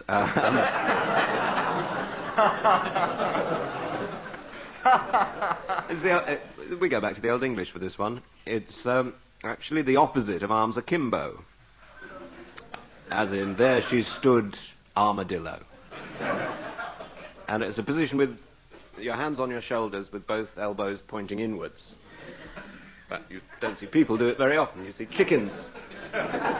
Doing it quite often when it's known as a peccadillo. Or flashers. Anyway, that's it, armadillo. Right. Okay, Tim, let's have your definition. It's not, in fact, Old English. It's medieval French. It's a word for a courtesan, or a prostitute. It comes from amour de lieu. Amour, love, de lieu, of the place, the house. You know, it's sort of like a house wine. You'd call for the house crumpet. Some scholars maintain it was de lieu, meaning instead of love or love-making, but that was outlawed in France, as it tended to make people go blind. So, young medieval Frenchmen would cry out in English, strangely enough, what are you? And the answer would be armadillo, and they'd say, oh, that's all right then. French medieval. Right. Barry, your definition, please. Tim's much too early. Before his time. Because it is French, but it's more recent. It means a waterbed, which was invented by Jacques Cousteau, the love child of the famous Jacques Cousteau, who was over in Scotland looking for the Loch Ness Monster, which is very similar to Sky Television, only rather more people see it. And he had an affair with a girl called Agoraphobia, who didn't go out much. And the result was Jacques Cousteau, which would never have happened if his father had been wearing a wetsuit. But he inherited his father's fascination with water and was looking at a septic tank one day, wondering how he could cure it. And suddenly, the blinding flash like St. Paul on the road to Damascus, he thought of the waterbed, which he perfected and patented and indeed privatized. And it was launched by Moira Anderson wearing a schnorkel and singing the theme from Splash. And then he had to think of what to call it. And in tribute to his father, he thought it must be French, so he thought bed of water, lit d'eau.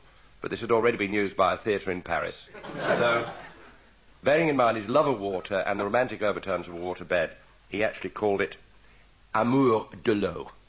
Amour de l'eau, which means a horny animal in South America or a waterbed.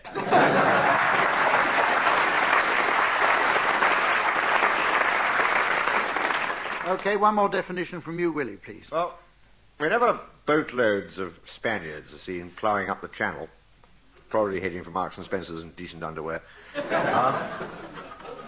this is the traditional cry of bowling folk on Plymouth Hoe. They shout out, Armada, hello!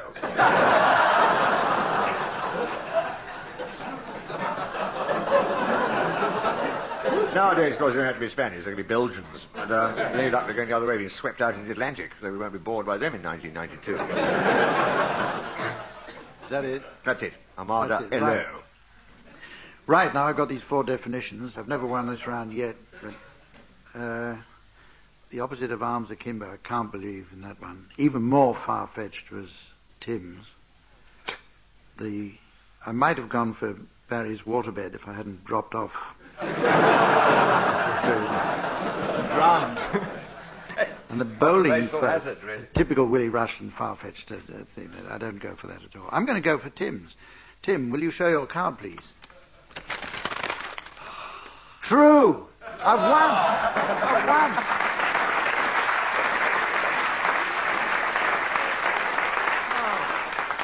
After all this time. Well done, Hum. Wonderful. Well thanks. done, Thanks. Okay. This game's called Historical Headlines.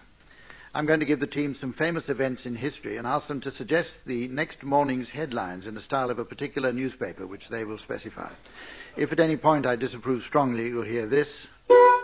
Unless I give Samantha a go, in which case you'll hear this.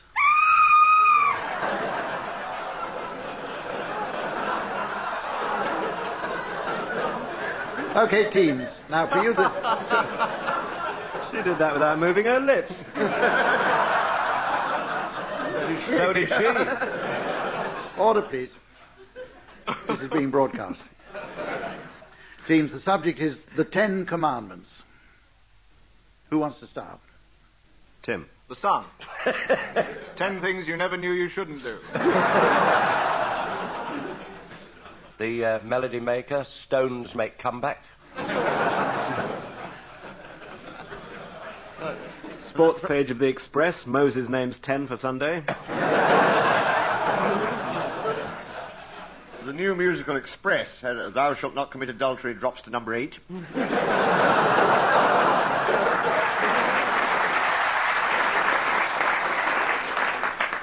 Sober one from the Times, graven image manufacturers protest at new guidelines.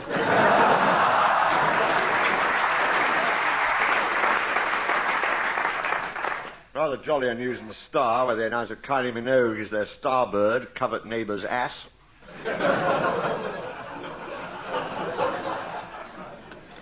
Well, in order that we can plumb the depth of bad taste even further, here's another one for you. Joan of Arc burning at the stake. Well, in Le Figaro, a French government spokesman said smoking can seriously damage your health.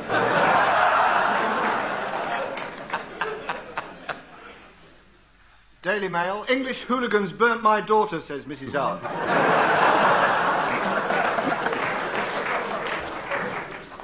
And the Star, phew, what a scorcher.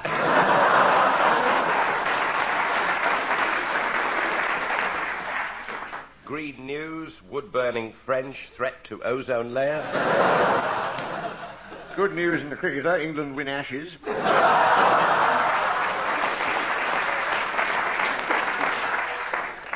And the Sun, French Philly flambe. Translation on page 8. Timber News, well-known publication. Joan of Arc burnt, no British faggots involved. Yes, according to the Independent, Judge Pickles takes off 3 logs for good behaviour.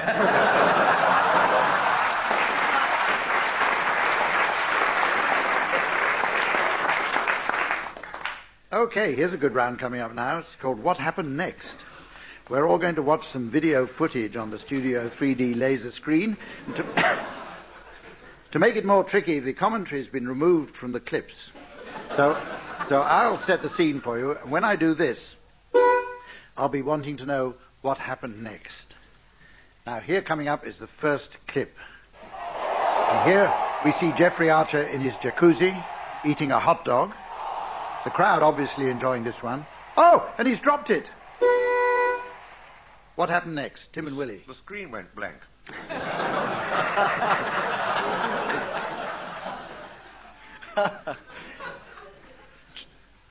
The jacuzzi started to bubble, didn't it? The hot dog bit him. Yeah. It was a Jack Russell Vindaloo. No, he bit the Jack Russell. He wrote a novel about it. Whatever happened next. That's it. That's our Well, answer. right. Very badly. Let's do another one. Please. Now, here's the Queen Mother alighting from her carriage to begin a walkabout. What happened next? I think a hat fell off and hit the wicket.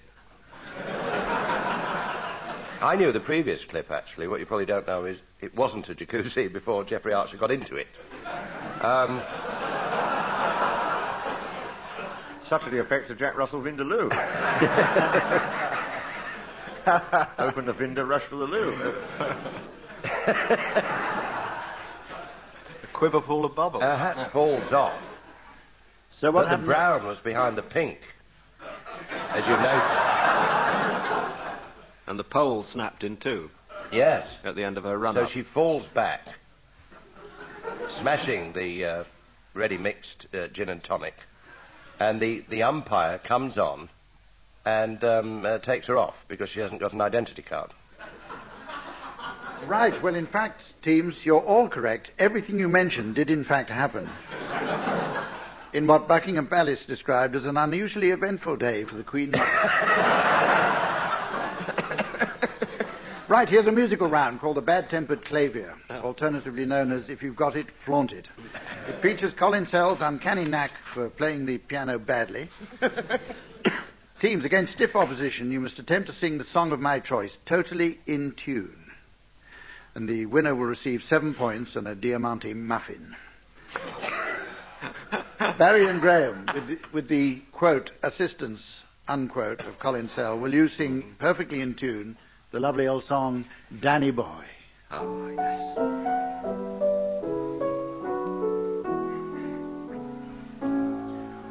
Oh, Danny Boy, the pipes are calling from glen to glen and down the mountainside. The summer's gone and all the roses falling. It's you must go and I must bide. But come ye back when summer's in the meadow, or when the valley's hushed and white with snow. 2 more points again, and you'll be here in the sunshine or in shadow. Oh, Danny boy, oh, Danny boy, I love you so.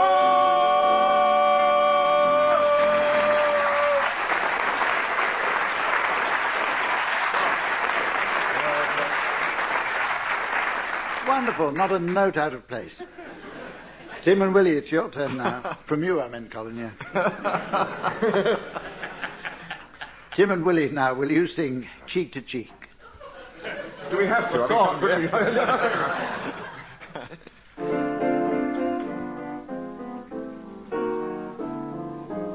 Heaven, I'm in heaven, and my heart beats so that I can hardly speak, and I seem to find the happiness I seek when we're out together dancing cheek to cheek. Oh, I love to climb a mountain and to reach the highest peak, but it doesn't thrill me half as much as dancing cheek to cheek. Oh, I love to go out fishing in a river or a creek, but I don't enjoy it half as much as dancing cheek to cheek. Dance with me, I wonder about you, the charm about you will carry me through to heaven. I'm in heaven, and my heart beats so that I can hardly speak, and I seem to find the happiness I seek when we're out together dancing cheek to cheek, cheek to cheek, cheek to cheek, cheek to cheek, cheek to cheek.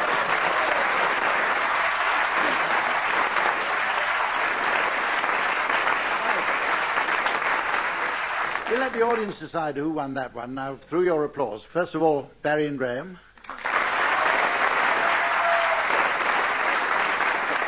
Tim and Willie.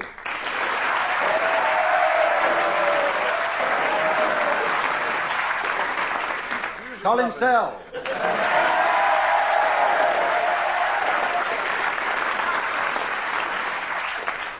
That's 2 games I've won in the same week. At this stage in the programme, we were hoping to have members of the Dudley Women's Institute wrestling in mud, but instead of that, we're going to play Mornington Crescent.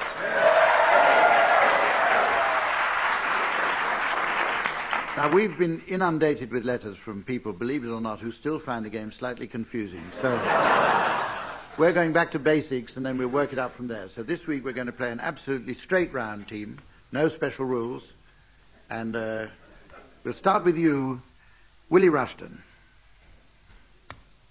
Cathcart Road. St Pancras. Earl's Court Road.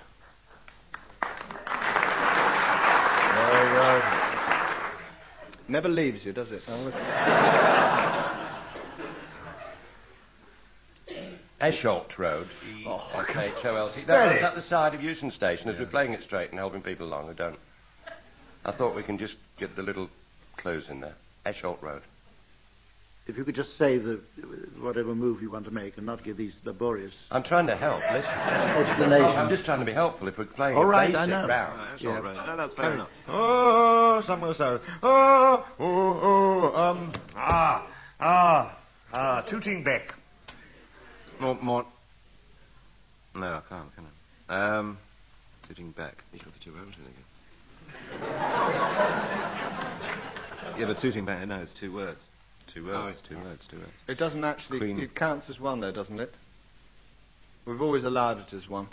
Because of the Have two you? together. Yeah, it's only... Yeah. That's the consecutive. Oh, it It was counts. only Junkin's move that wasn't allowed in. Oh, so you're saying... O's together, So yeah. you're saying it counts as one? Yeah. Yeah. Consecutively. There. All right. Actually, it's not up to you to say whether it counts as one or 2. I'm the chairman. Can we have a ruling now? But it does count as 1.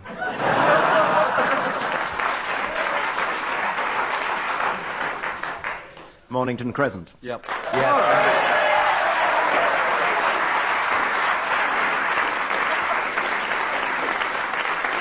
Yeah, that's as good as we're going to get on that one. Now, while Samantha and I go backstage to oil my trumpet, I'd like you teams to announce the late arrivals at the Detectives' Ball.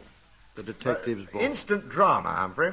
I was going to announce the Ostphal family, but Musia Ostphal fell to the ground clutching his throat. But I can announce Murdum Ostphal. A good start. Can I introduce, please, from France, Jacques Hughes. Little crush in the doorway there. After you.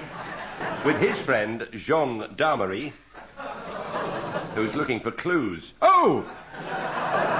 He's got a backward bloodhound. It's following a lead. And will you welcome, please, Mr. and Mrs. Dunnett and their son Hugh Dunnett.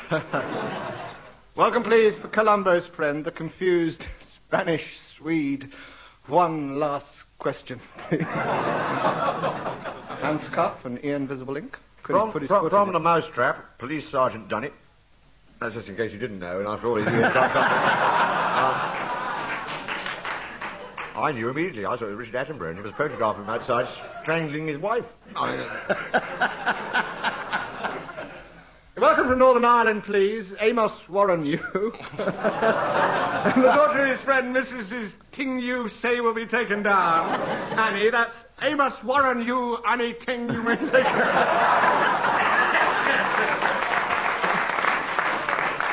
A warm welcome for Colonel Mustard in the conservatory with a hammer. Or with a lead piping. That's again. A lead piping. And his manslaughter. From Korea, welcome, please, the ginseng detective.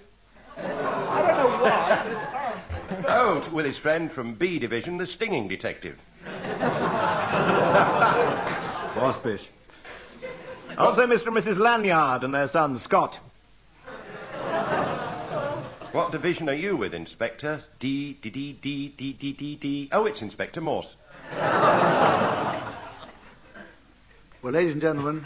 And will you welcome, of course, Mr. and Mrs. Mr. and Mrs. Combs and their daughter Shirley Combs. And their friend Dr. Time Out, who's taken over from Dr. What's On.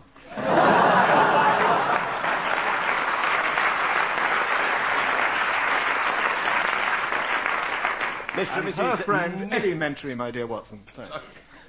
Mr. and Mrs. Niffinglass and their daughter Maggie Niffinglass, who makes everything seem bigger, so I must have a dance with her. The dashing white Inspector detective Calls Sergeant. and his daughter Anne. Ankles? Anne, you're the twin. Well, while you at home are And picking here up... come Mr. and Mrs. Teesfalcon and their daughter Moll Teesfalcon. The family Numforce and their daughter Maggie. What's below the bottom of the barrel? Where we are now. Indeed, so it's time for me to wrap up this week's programme. From all of us here, goodbye.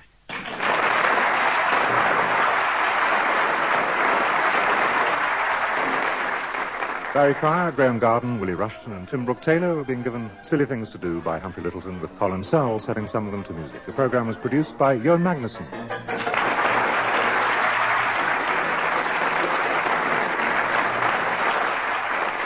Tomorrow.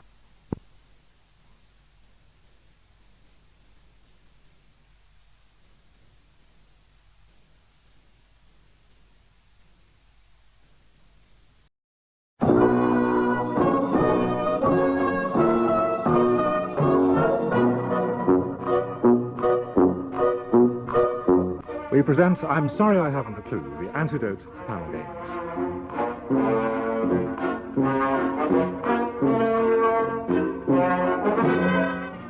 At the piano is Colin Sell, and your chairman is Humphrey Lyttelton.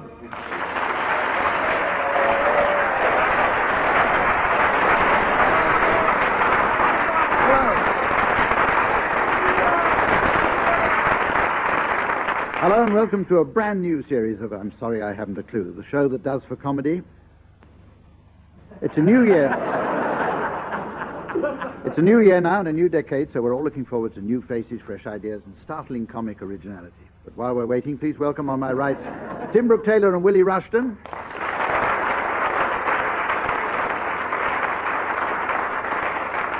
On my left, Barry Cryer and Graeme Garden.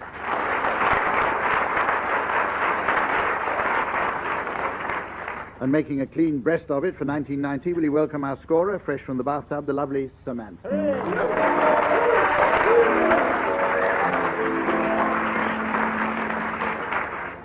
Who's lost a little weight in the recess. I'm not much mistaken. Now, for the first round of this new decade, I'm going to ask our teams to scrutinize their crystal balls and predict what the future holds in store for the 90s. Barry, will you start, please? I predict that Gorbachev will forge ahead. It'll be one without the ink stain on it. Ahead. Willie? The Queen will hold an acid house garden party at Buckingham Palace. Graeme? Well, exciting developments, I think, in the arts is what we're going to see in the 90s. And Dennis Potter, I think, is going to write a new play with a beginning, a middle, and an end. Although not necessarily in that order.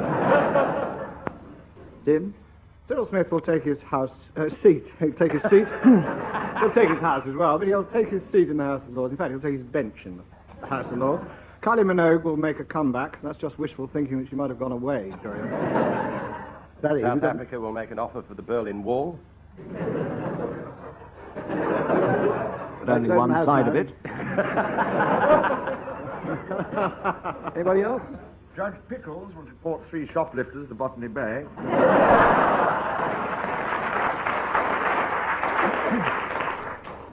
The Sun will take over Viz in an attempt to go up market. Fergie will block the hole in the ozone layer. Off with his head. Oh, it is off. Noriega will sign for Millwall.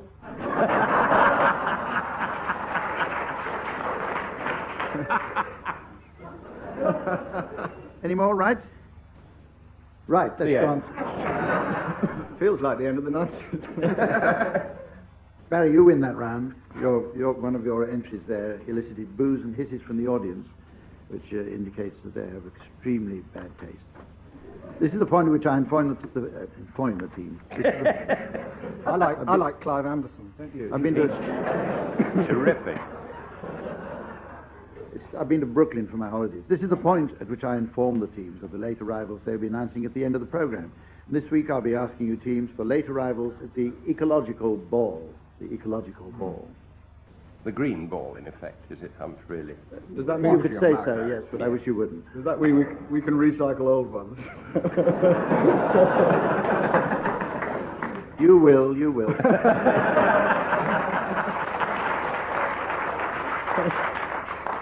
While you're thinking, let's play another game. It's a round designed to show the full range of our team's talents. It's what we call a shorty. Each team will sing a blues, a madrigal, or calypso number on a specified subject. This will be in spite of musical accompaniment by the Colin Sell young generation. So, Tim and Willie, would you give Barry and Graeme their subject and the style, please? Blues? Yes. Blues. A blues. Blues. Subject? The feet. What? Feet. Feet. The feet blues.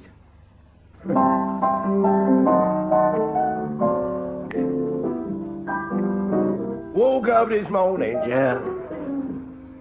and I couldn't see my feet. So I looked in my shoes, and their emptiness was complete. Then I realized what had happened.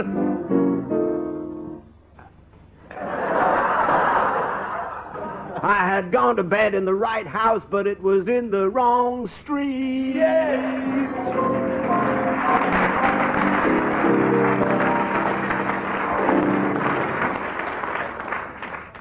Right, Barry and Graeme, it's your turn to give Tim and Willie their subject and the style, please. Right. A madrigal? Yes. Yeah, right. That's the one. How about Colin Moynihan? How about Colin Moynihan? Just to show there's no hard feeling. As I was walking down the road, I met wee Colin Moynihan. Sorry, Willie. I said, how are you feeling, Col? He said, I'm feeling fine again. I said to him, Pamela Borders, however did you do it? He said, I ran Cecil Parkinson, and he put me up to it.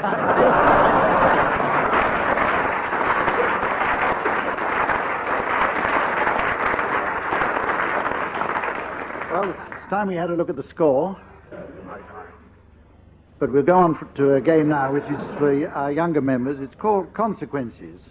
This is a game which many of you will have played in your youth, if you can remember. One team member suggests the name of a gentleman. Shows how long ago the game was. The next suggests a lady, and the next where they met, and then the next what he said to her, and then what she said to him, at which point I will open a special gold embossed envelope to reveal the consequence. And just so that you can be sure that there's been no jiggery-pokery here, these were entered in these envelopes in July 1953. Teams, you have 10 seconds to write your answers down while Colin Sell does some much-needed practice. Tim, you're going to start. So I do a You have the name of a gentleman. Right. You should be playing the piano, Colin Sell, but don't if you don't want So to. Barry writes down the name of a lady, and Willie writes down a location. What?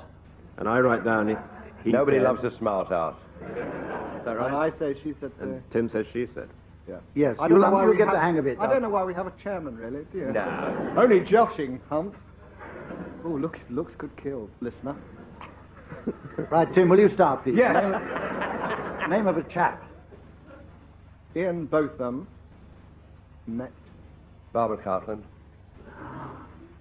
At Madame Tussauds. He said to her, don't put them down there, they'll mark the wood. She said to him, that's none of your business. And in the envelope, the consequence was they eloped to a Trappist monastery and never spoke again. And we'll do another one.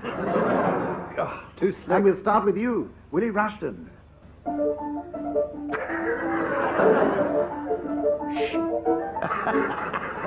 What a coincidence, because Andrew Lloyd Webber met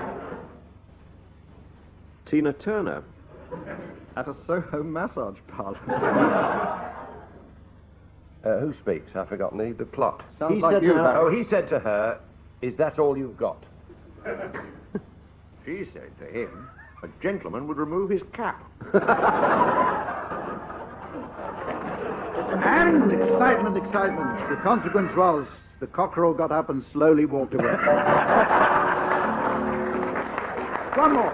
Do one more. Let's do one more. Let's do one more now. because we want Graeme. I want you to start. Jolly good game. Well, you know.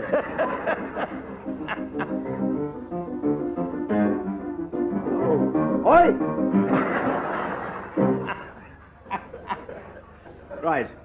The Bishop of Durham. Oh, met Mother Teresa. That spud you like. He said, there's a nasty nip in the air. And she said to him, I've never seen a green one before. And the consequence was the audience broke into spontaneous laughter and prolonged applause.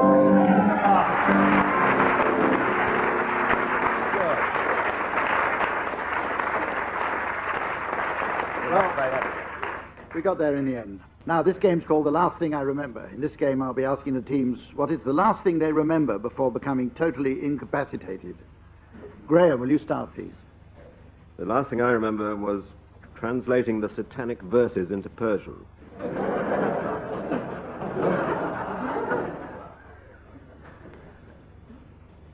Tim. Last thing I remember is saying, now, Mr. Dodd, I'm from the Inland Revenue.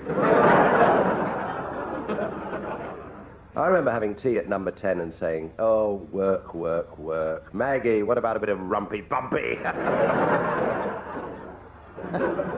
Last thing I remember is her saying yes.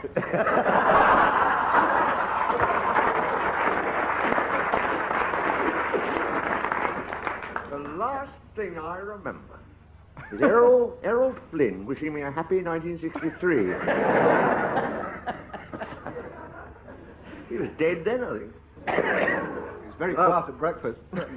The last thing I remember was installing my combined sauna and microwave.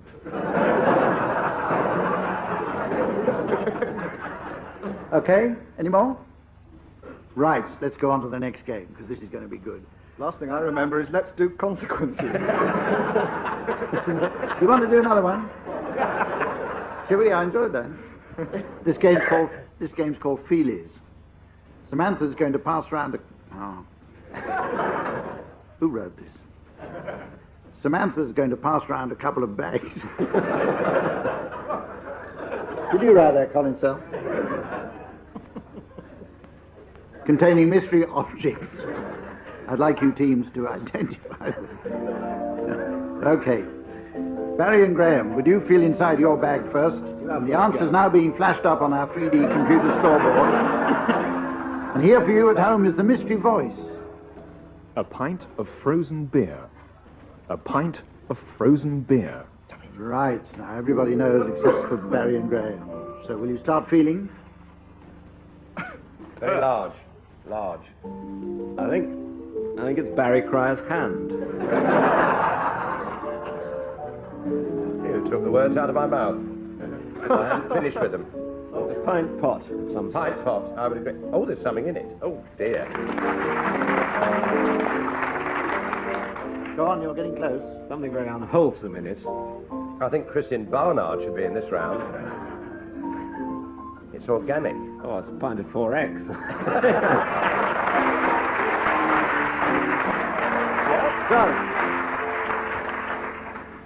Barry is now turning a pint glass of some brown liquid upside down. Not for the first time. My God, it's... Fascinating, isn't it? It's not 4X, is it? No, it's a pint of frozen beer. I can tell you that quite categorically. So can I. Newcastle Brown. Well, the board is behind you. We're going to plump for a pint of frozen beer. Well, you got pretty close to that, so I'll give you that one. Tim and Willie, would you please probe your bag now? And the contents are going up on the scoreboard, and here is your mystery voice for you. A big carrot and a couple of onions. A big carrot and a couple of onions. Rather large Colin Moynihan. Right, Willie Ruston can be seen in all creatures, great and small. A selection of large round objects. Many people said about this program. Well, that is you, Willie, isn't it? Yes. Please God, it's you. It appears to be like me. Good Lord. Good heavens. Oh, if Paul Robeson was alive today. Please don't let me wake up. I'd rather you describe this, Willie. You've got more experience of this sort of thing. So you keep telling me. Are they getting close, audience? I think there's been an accident in the elephant house. That's an onion.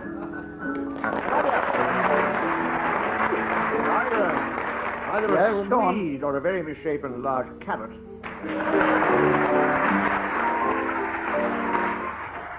And something else. Round. Fruit, some sort of apple, possibly. What's your considered answer? Roughly what we said, in that order. Right. We'll go on to the next game. Well, good on you. To be honest, Colin Sell was making such a din on the piano. I didn't hear what you said. Runs in the family. Put it away, not please. included. Put it away, Tim. Daddy! This game's called Word for Word. I'm going to ask the teams to string together some totally unconnected words. So no surprises there. I shall start, and then the team members must produce additional words, each unconnected with the last. Any person who spots an association may buzz, and then the challenger takes over. The winner will receive a pair of Velcro underpants. So here's your first word from which you go. The word is cassock. Willie, continue, please. Flummox. Coat. Brandy. Tumbril. Ball. Pen. Switch. Light. Paddock. Fin.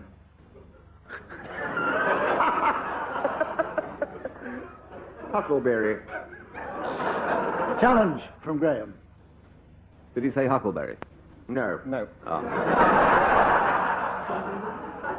My mistake. Challenge carry on. overruled. Ladies and gentlemen of the But- jury. Yes, you can carry on, Graeme. Oh, right. Glue. Olfactory. Lectern. Twig. Forgotten the rules of this. Fancy buzzing occasionally. Oh, challenge from Tim. Did he say huckleberry? That was Tim as Willie, you understand? They're all olfactory. Yes? Yes. That's correct. Oh, you spotted it. Yeah. Right, carry on, Willie. Braces. Girdle. Truss. That's Challenge neither here from nor that. there, What? as the man said when he put his truss on upside down. No, truss. I withdraw the challenge, You as can't. the man said when he It's put not his allowed. truss on upside down. All right, well, will you continue? I'll uphold it. As the man said when he put his... Go on, Barry. Oh, me. Yes. Trite. Room. Pusillanimous. Omnibus.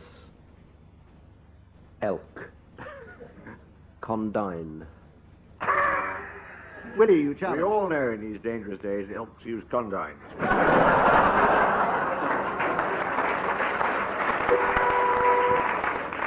Excellent. Well done, Willie. You win that one. And we go on to a round now which has extensive use of your buzzers. So, Tim and Willie, if you can find yours, it would help just to move along. Challenge from Tim. This is another musical. As the man said when he...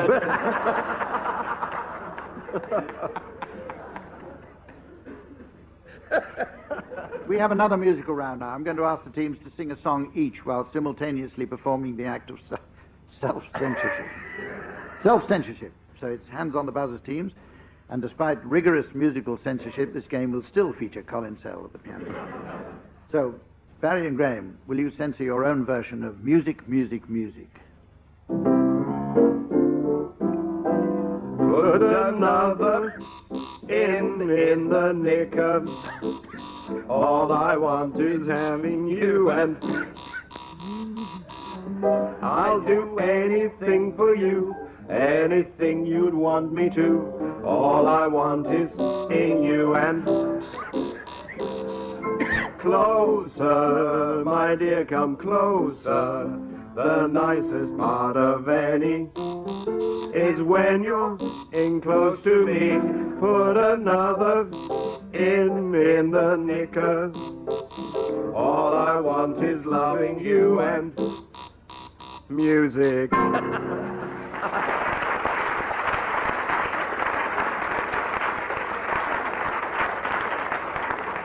Well, a hard act to follow, but Tim and Willie, will you censor your version of A Cockeyed Optimist?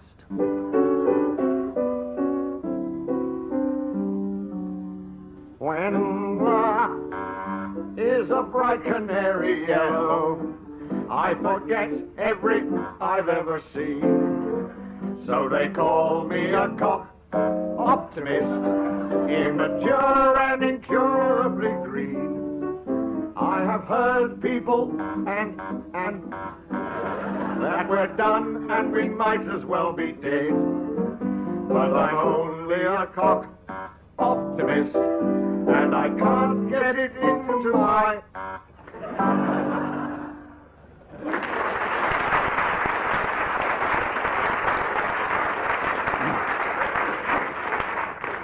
Right, Barry and Graeme, now, will you sing your censored version of Someday I'll Find You?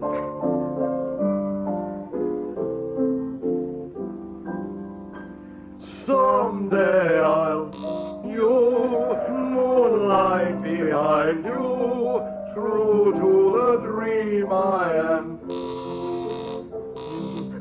As I you a little, for a little while, we shall stand in hand. I leave you never, you forever, all of the sorrow redeeming. Try to make it true, say you me too. Someday I'll you again.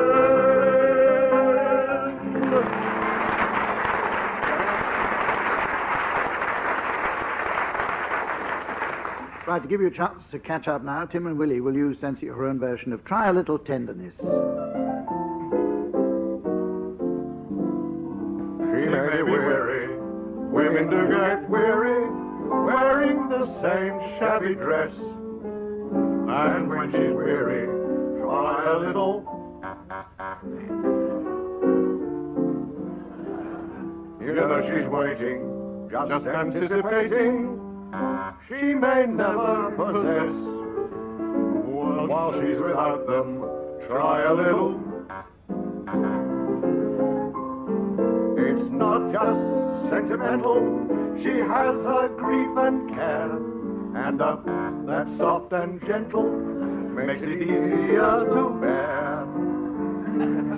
You won't regret it, women don't forget it, as the man said, love, happiness.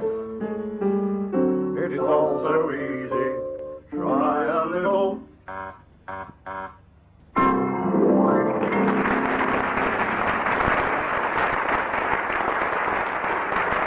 Now it's limerick time. I shall give the teams a promising first line and ask them as a joint effort to come up with a complete limerick. I'll award points for metrical beauty, but I must warn the winner that he'll receive an engraved bust of Colin Sell. Tim, you're going to start with this line. A Roman roue called Silenus.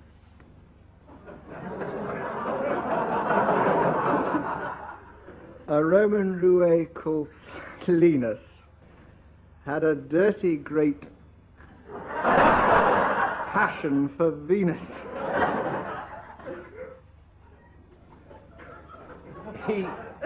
He switched on Sky TV. Why? Lateral thinking. And what did he see?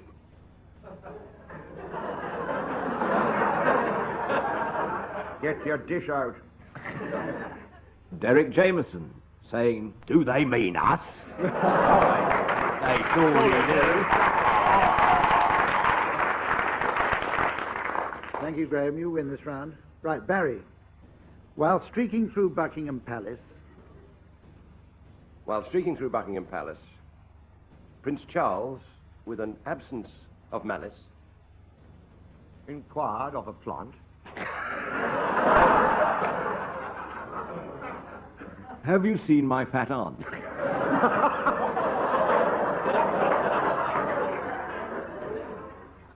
Yes, she's out playing South Fork in Dallas.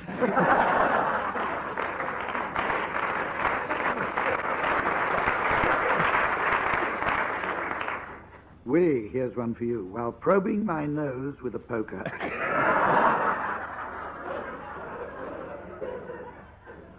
Whilst... I've got to sound more poetic. Whilst probing my nose with a poker... It doesn't look more poetic. To the strains of the old karaoke... I lit up a fag. Who hit me with his bag? Crying, excuse me, this is a non-smoker.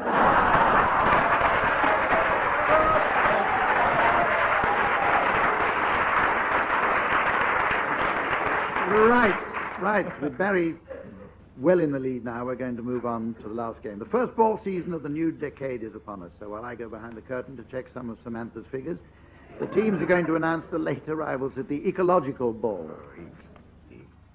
Well, welcome, please, Mr. and Mrs. Sassoon and their environmentally friendly First World War poet, son, C.F. Siegfried. The aerosol. Oh, very good, very good. And welcome, please, aggressively from Greenpeace, Mr. and Mrs. Warrior and their son, Rambo Warrior. It's cabaret time. Oh, good. Herb Alphen and his Tijuana Grass. Barbara Streisand singing a selection from Lentil. And will you welcome, please, the Cardiff Quasimodo Impersonators Choir. They're always welcome here. Singing the Song of the Humpbacked, Wales.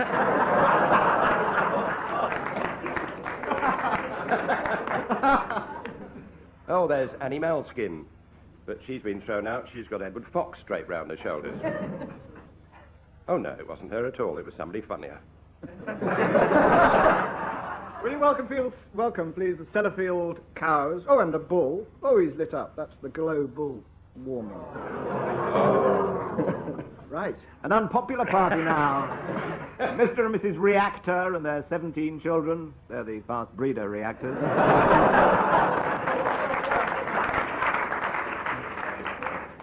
God free-range eggs, and no battery hens included.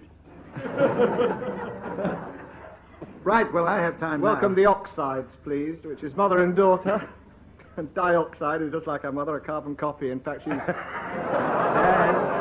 she's not even going to to come in, I don't think. Sorry, Hump, did I introduce you? I was just going to say that I've just got time to tell those listening at home that it's all right to switch on again and to say to everybody else from all of us, goodbye.